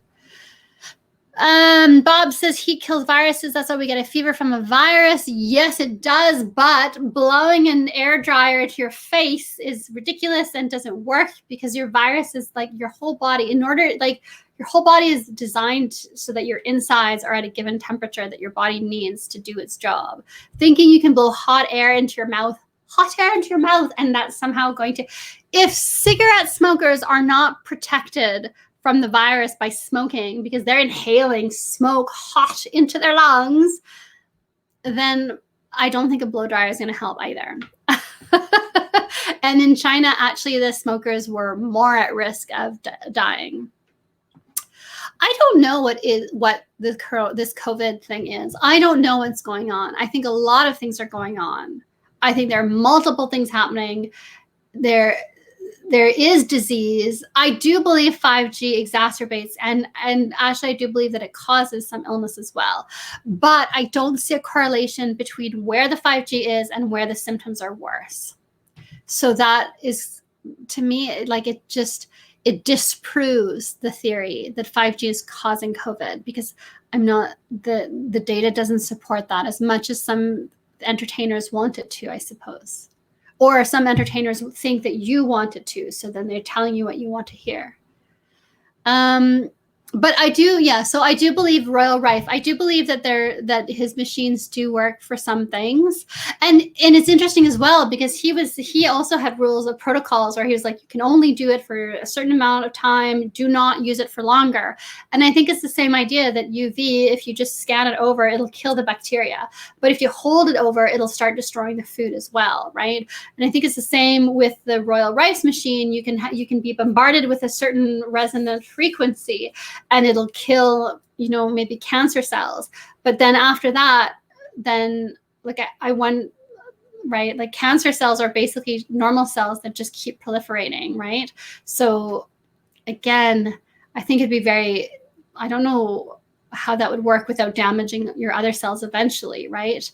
I could see how exosomes, viruses have a different resonant frequency than like a skin cell, right? Because they have different liquid ratios in them.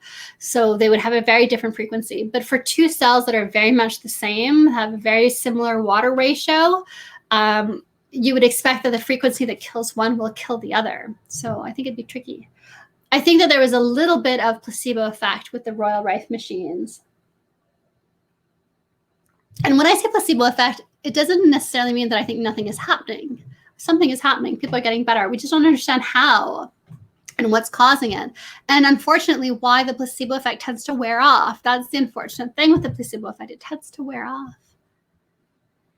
Fractal Escape says, would you consider going on a show like Modern Debate to talk about things like how real skepticism include knowledge of how people and organizations conspire to bend the truth?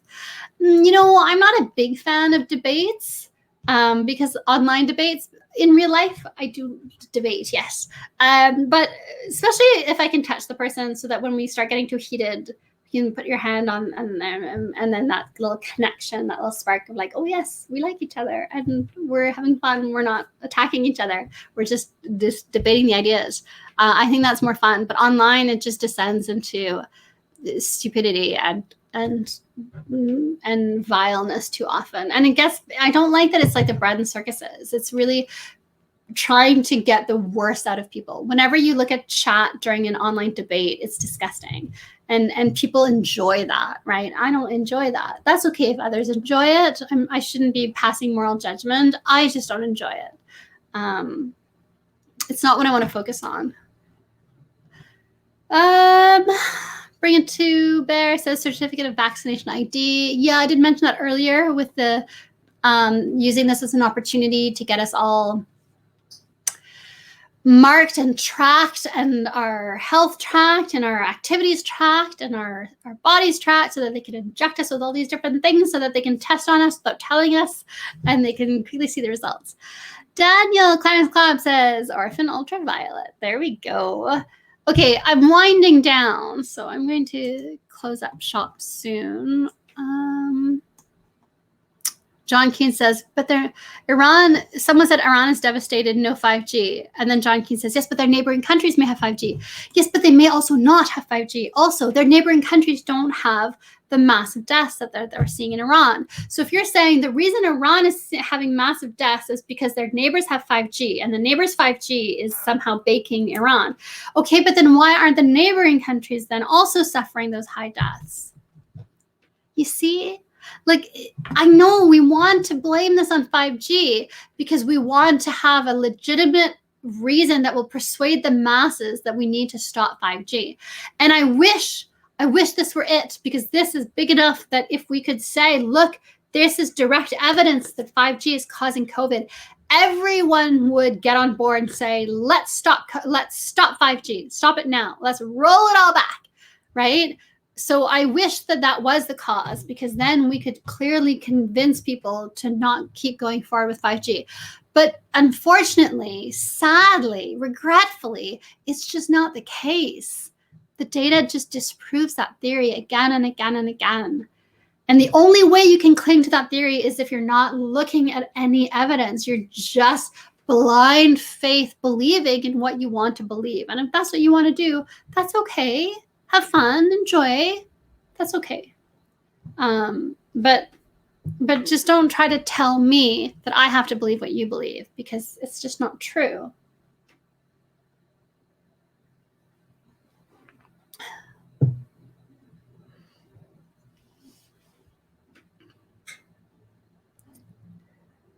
So I'm not going to keep arguing with people who keep making the same arguments I've already defeated. So go watch my last video. Lesapak says, oh no, I already read that. Okay, so that's about it, I think. Iron26 says, oh, I make it myself for next to nothing, and the inventor does not promote to make money off. Again, so someone who's pushing it is someone who makes it and sells it to friends.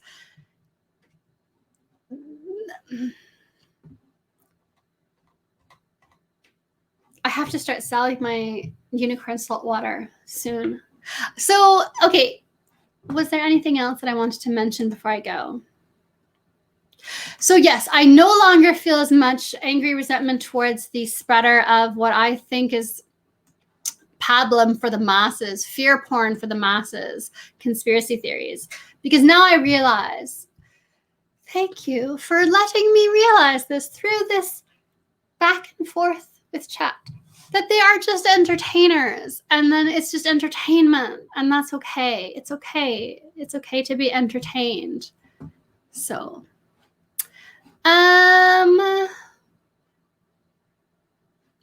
yeah, I just want to stress that one last time. Exosomes don't make other things, but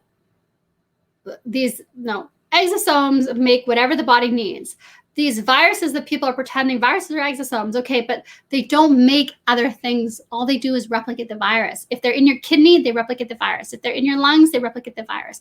Oh, and the comment from, I think it was Thomas, who was saying they could test sewage and see how. Because again, the RNA in your exosome that's telling your cells to produce a protein is an RNA string that codes for the protein. So then you can test it and say, okay, this RNA strand is giving instructions to produce this protein. And then this other exosome has a different RNA strand because it's telling the cell to produce more, let's say, fatty molecules to create the lipid layer, membrane of the cell that are damaged. They need more lipids. So, okay, so then that RNA strand is coding instructions for creating lipids, right? But so if you come across the virus, then any sample that you take that has this same RNA strand, and that RNA strand is just instructions to create the virus, to replicate itself, and that's all it does. So it doesn't matter if you find it in your, rather than your normal exosomes, that if they're in your lungs, then they're coding for instructions to produce things that are useful to lung tissue. And if they're in your kidneys, they're doing things that are useful for kidney tissues. And if they're in your bloodstream, then they're doing things that are helpful for your bloodstream. Whereas with the virus, it's always only encoding instructions to replicate the virus. It doesn't matter where it is in your body. It's just going to say replicate the virus. So you can take the virus from any part of your body and you find the same RNA strand with the same instructions, replicate the virus. And so that's why you can test for it by looking at a city's sewage system, because you'll find these RNA strands that are all saying the same thing: replicate this same RNA strand, make more of this RNA. And that's all it says. It doesn't say make this protein, make this lipid, make this I don't know what to make the body better. No, it just says make me again, clone, clone, clone, clone. That's all it's saying, right? And so that's how they can test and say, okay, well, now we know that this particular RNA strand, thus it's just coding for cloning itself. And so now we can test samples to see, does it have that RNA strand in it, right?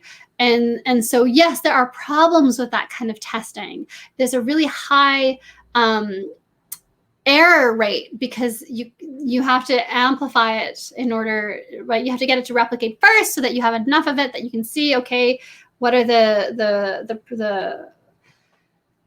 RNA molecules that are found in the sample. And so there's a lot of problems with genetic testing, right? And so again, I think take it with a grain of salt.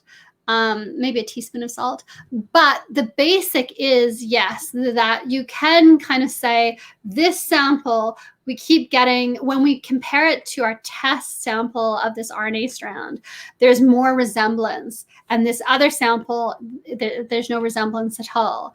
So then we say there's a higher likelihood that there's in this sample, there's this virus that's replicating, because we're finding that there's more likely that RNA strand is what's causing our test to say, yeah, I'm identifying that RNA strand in here. Those molecules, I'm identifying those in here, right? And so that's kind of how that works, right? And is it a perfect system? No. And does it have a high error rate? Yes. Does it mean it's useless? No. All models are wrong, but some models are useful. I think we need to remember that. Okay. I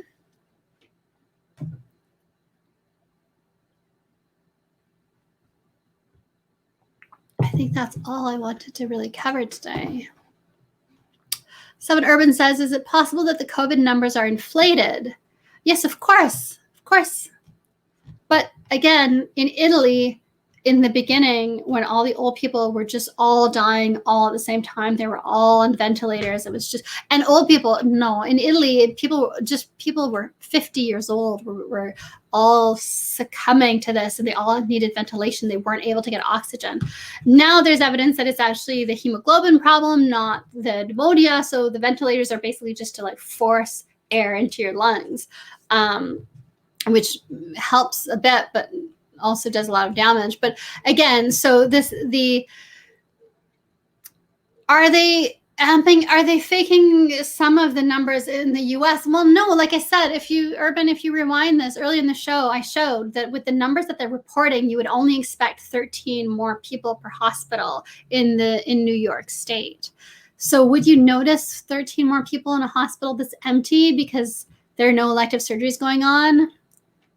But are they faking the numbers? Well, yeah, anyone who dies with coronavirus is being said is being claimed as a death of coronavirus in some places, not everywhere, but in the United States, for example, not in South Korea. And the rates in South Korea are really low for deaths. So I think we just don't really know yet what's going on. And that's, I think, my main point, because I want to go edit my poetry video so I can get it out tomorrow. So I don't want to spend all my energy on my live stream. I have to save some for editing. And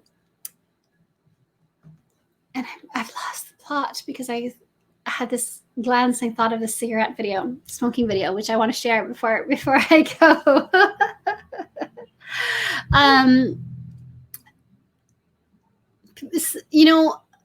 we don't know what's happening. Nobody knows why Wuhan was as bad as it was. Nobody really knows why Italy was as bad as it was. Northern Italy, right? Southern Italy with the 5G was not bad at all. Northern Italy was really bad. India isn't seeing mass deaths, but they should. Africa isn't, and even people say, oh, but they're not testing. And yeah, that made sense in the beginning. In the beginning, it made sense to say, okay, well, they're not really testing in Africa. They're not really testing in India. So there could be all these deaths. But at this point, we're not seeing mass deaths from uncertain causes. So even if they're not testing, by now we should be seeing the bodies piling up in India and Africa, and we're not. So it's really hard to say what's going on, right? And the UK has 5G, and they're nowhere near they're nowhere near the deaths that Italy has. They were on the same projection, and then they changed the rate of death, and so the UK has 5G, and it's not doing what we saw in Italy. And again, another day where Los Angeles, so much 5G, and we're not seeing bodies piling up there either. So it's really hard to know what's going on. I think that the best thing to do right now is just to say, I don't know what's going on. I think this might be part of it. I think this is going on. I think these people are trying to do this. But I think anyone who says this is the cause, this is the only thing happening, I think that they're frightened, and they're just trying to give themselves some security. Because I think for some people, it feels less scary to say they know what it is, it's 5G, and then they can fight that. Or they know what it is, it's Bill Gates, and then they can fight that, right? Whereas just saying a lot of different things are happening, and it's scary and dangerous because we don't really know what to fight, because we don't really know what's going on. We don't really know. We know there's a grand solar minimum. We know that we're entering into a mini ice age. We know that there are going to be food shortages. We know that China is brewing for war in the winter. We know that the controllers are trying harder to control us because we were trying harder to resist the control, right? There were more protests, and so now there's more crackdown. So there are all these things that we don't know how to fight. We don't know how to get rid of 5G, because as much as we don't want it, it just keeps getting rolled out because our rulers are allowing it. And we, nobody really wants mass immigration from the third world, but nobody can stop it because the people who have the power have decided this is what's happening, and so it's happening. So I understand that it's fearful. It frightens you, and you're scared, and you don't like feeling scared, so you'd rather just feel anger. And so you can't really just feel angry at all these different uncertainties, so you pick one and then you direct all your rage at it, right? Like you decide that viruses don't exist and it's all the exosomes, and so then you direct all your rage at people who say that viruses exist. I get it, you're scared, but I just don't know how that helps. I don't think it helps. I think it helps more to say this is a complicated world, and everything is very complex, and we have to tease apart the different things and figure out what is going on, what can I fight, how do I fight it, right? Effectively. I think that takes time, and it takes patience, and it maybe takes working together. And a lot of people don't want to do that. They just want to feel like a hero right now. So I just think that's childish. That's all. But again, if it entertains you, then that's awesome. Be entertained. We're all childish sometimes. I'm childish sometimes. And that's okay, right? We're playful little animals on here, and we're just doing our little thing and living our little lives. And joy should be part of that.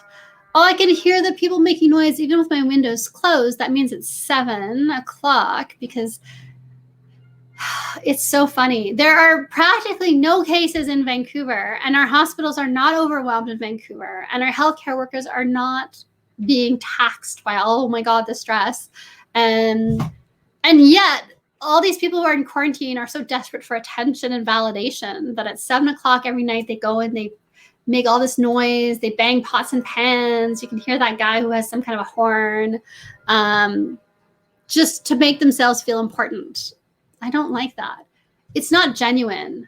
The people who are applauding the healthcare workers in Italy, that was genuine. That was heartfelt, and it made sense. But this, No, this is just people who want to feel important. And I guess that's the thing with the conspiracy theorists who are pushing one narrative.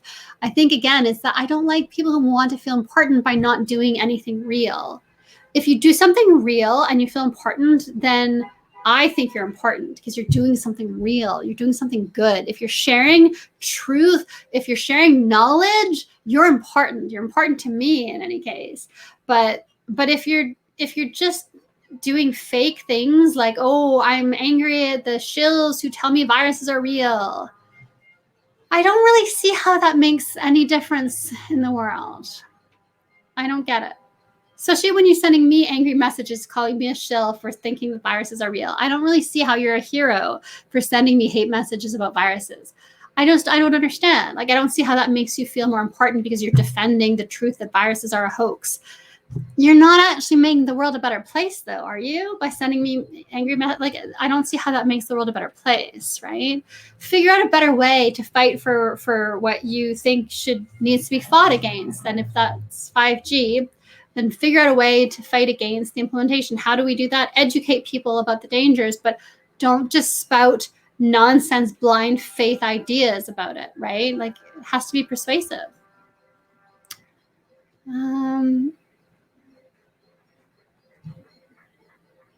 Bring it on, Bear. Do you think we still went to the moon? No, I do not. John says the sun is out in North Cyprus. Thank you. Thank God. Wonderful. Sunny days. Okay, so I think that's all. Hello, Samuel, who's talking about Corona mimosas. My view says pizza kills the COVID. Possibly. I like that theory. I'm on board with that. Hello, Scott Schaller. Hello, Scott. I did an interview with Scott 2 years ago now. On YouTube, there's a movie, Dragon Day. Give it a watch. See if there aren't parallels. I'm going to write that down right now so I don't forget to watch Dragon Day. Thank you for that recommendation. Okay, so I want to recommend a channel. I really recommend Global Vision YouTube channel. He has amazing content. Okay, so let me share a few things. Let's see. Can I share?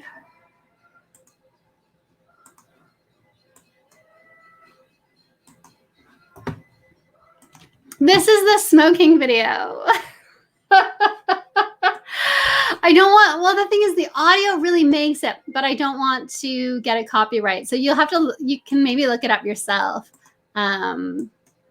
This is him, see? And like, he's cute, but he's not super handsome because that's not true, actually. He is quite handsome here with his hair and his eyes and stuff, right? Like, oh, it's very handsome.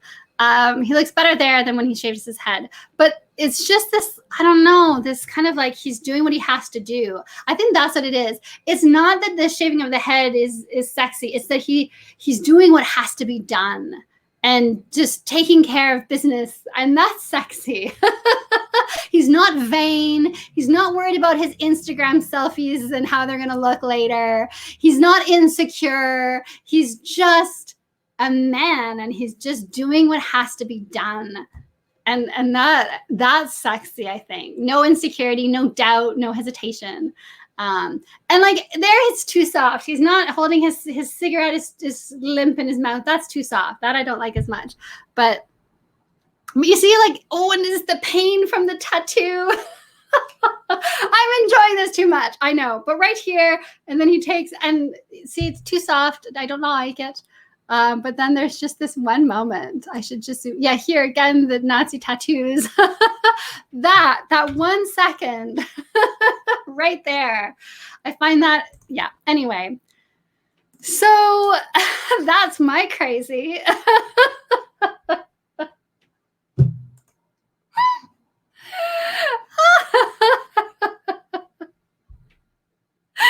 Yes, Lloyd, you are. Can you like look? I'm so red. My face matches my shirt. Conan says rum kills a lot of bugs. Indeed it does. And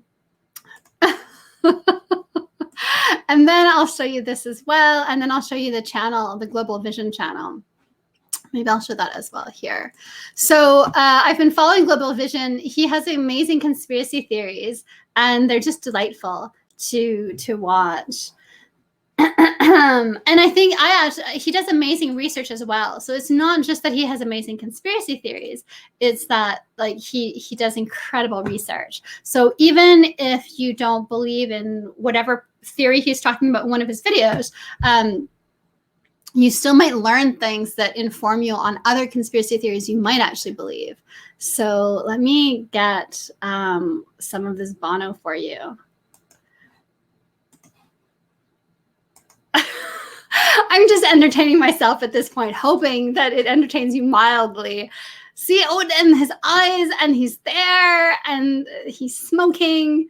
And see, it's not like in every shot he's sucking on his cigarette. And that's, I think, what helps make it more sexy.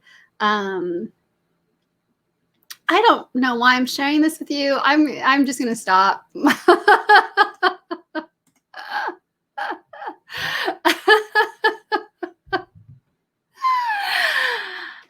Okay, real conspiracy stuff, fallen skies. Here, let's look at that for a second. This is the YouTuber Global Vision. I really recommend his content. I believe he's Russian. He makes great videos. So this is his new one today that I watched the beginning of, and I thought, yeah, that's interesting. So I love what he talks about. And whether it's all right, some of it's right, it doesn't matter as much to me, because I think that the ideas that he generates are fantastic.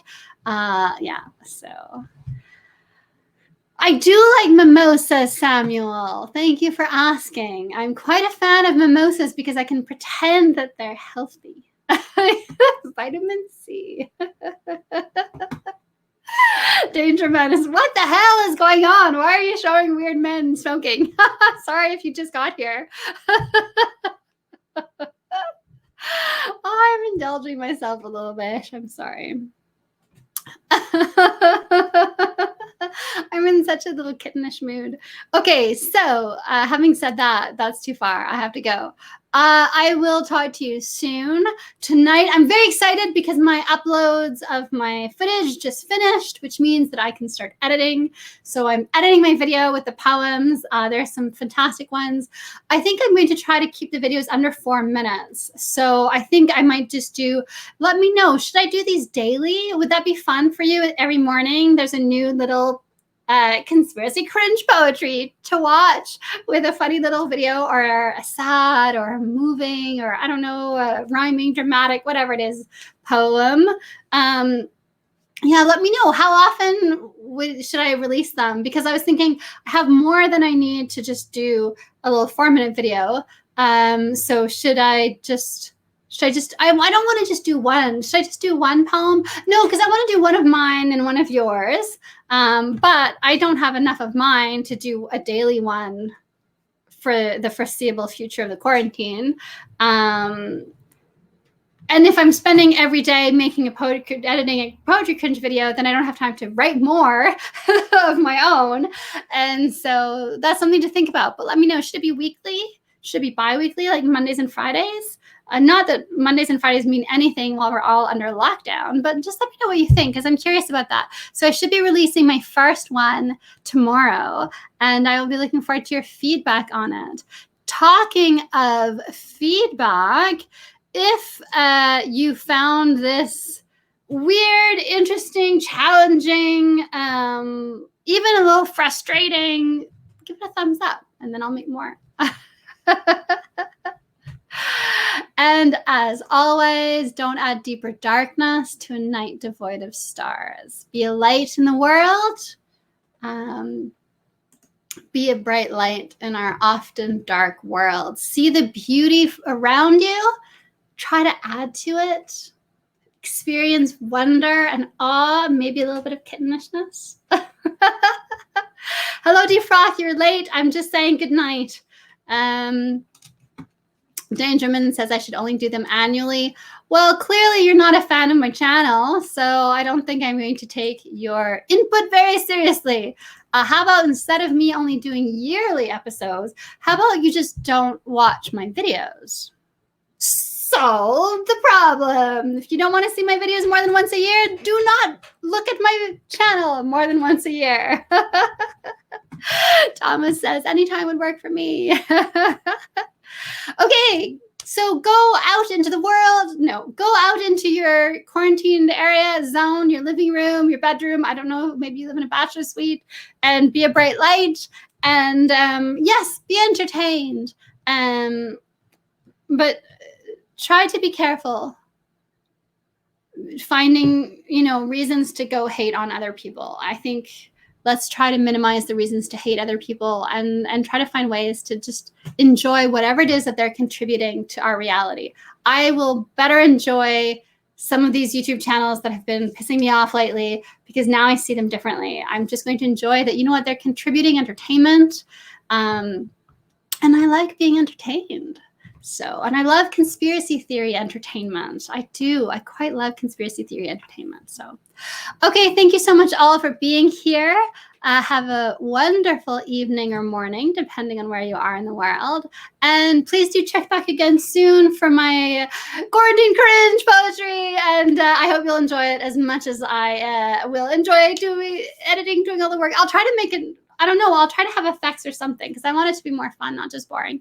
And I might do a version that I might put on my website that I haven't launched yet, just for the audio with maybe different images instead of just, I don't know, I'm thinking about it. We'll see what I can do.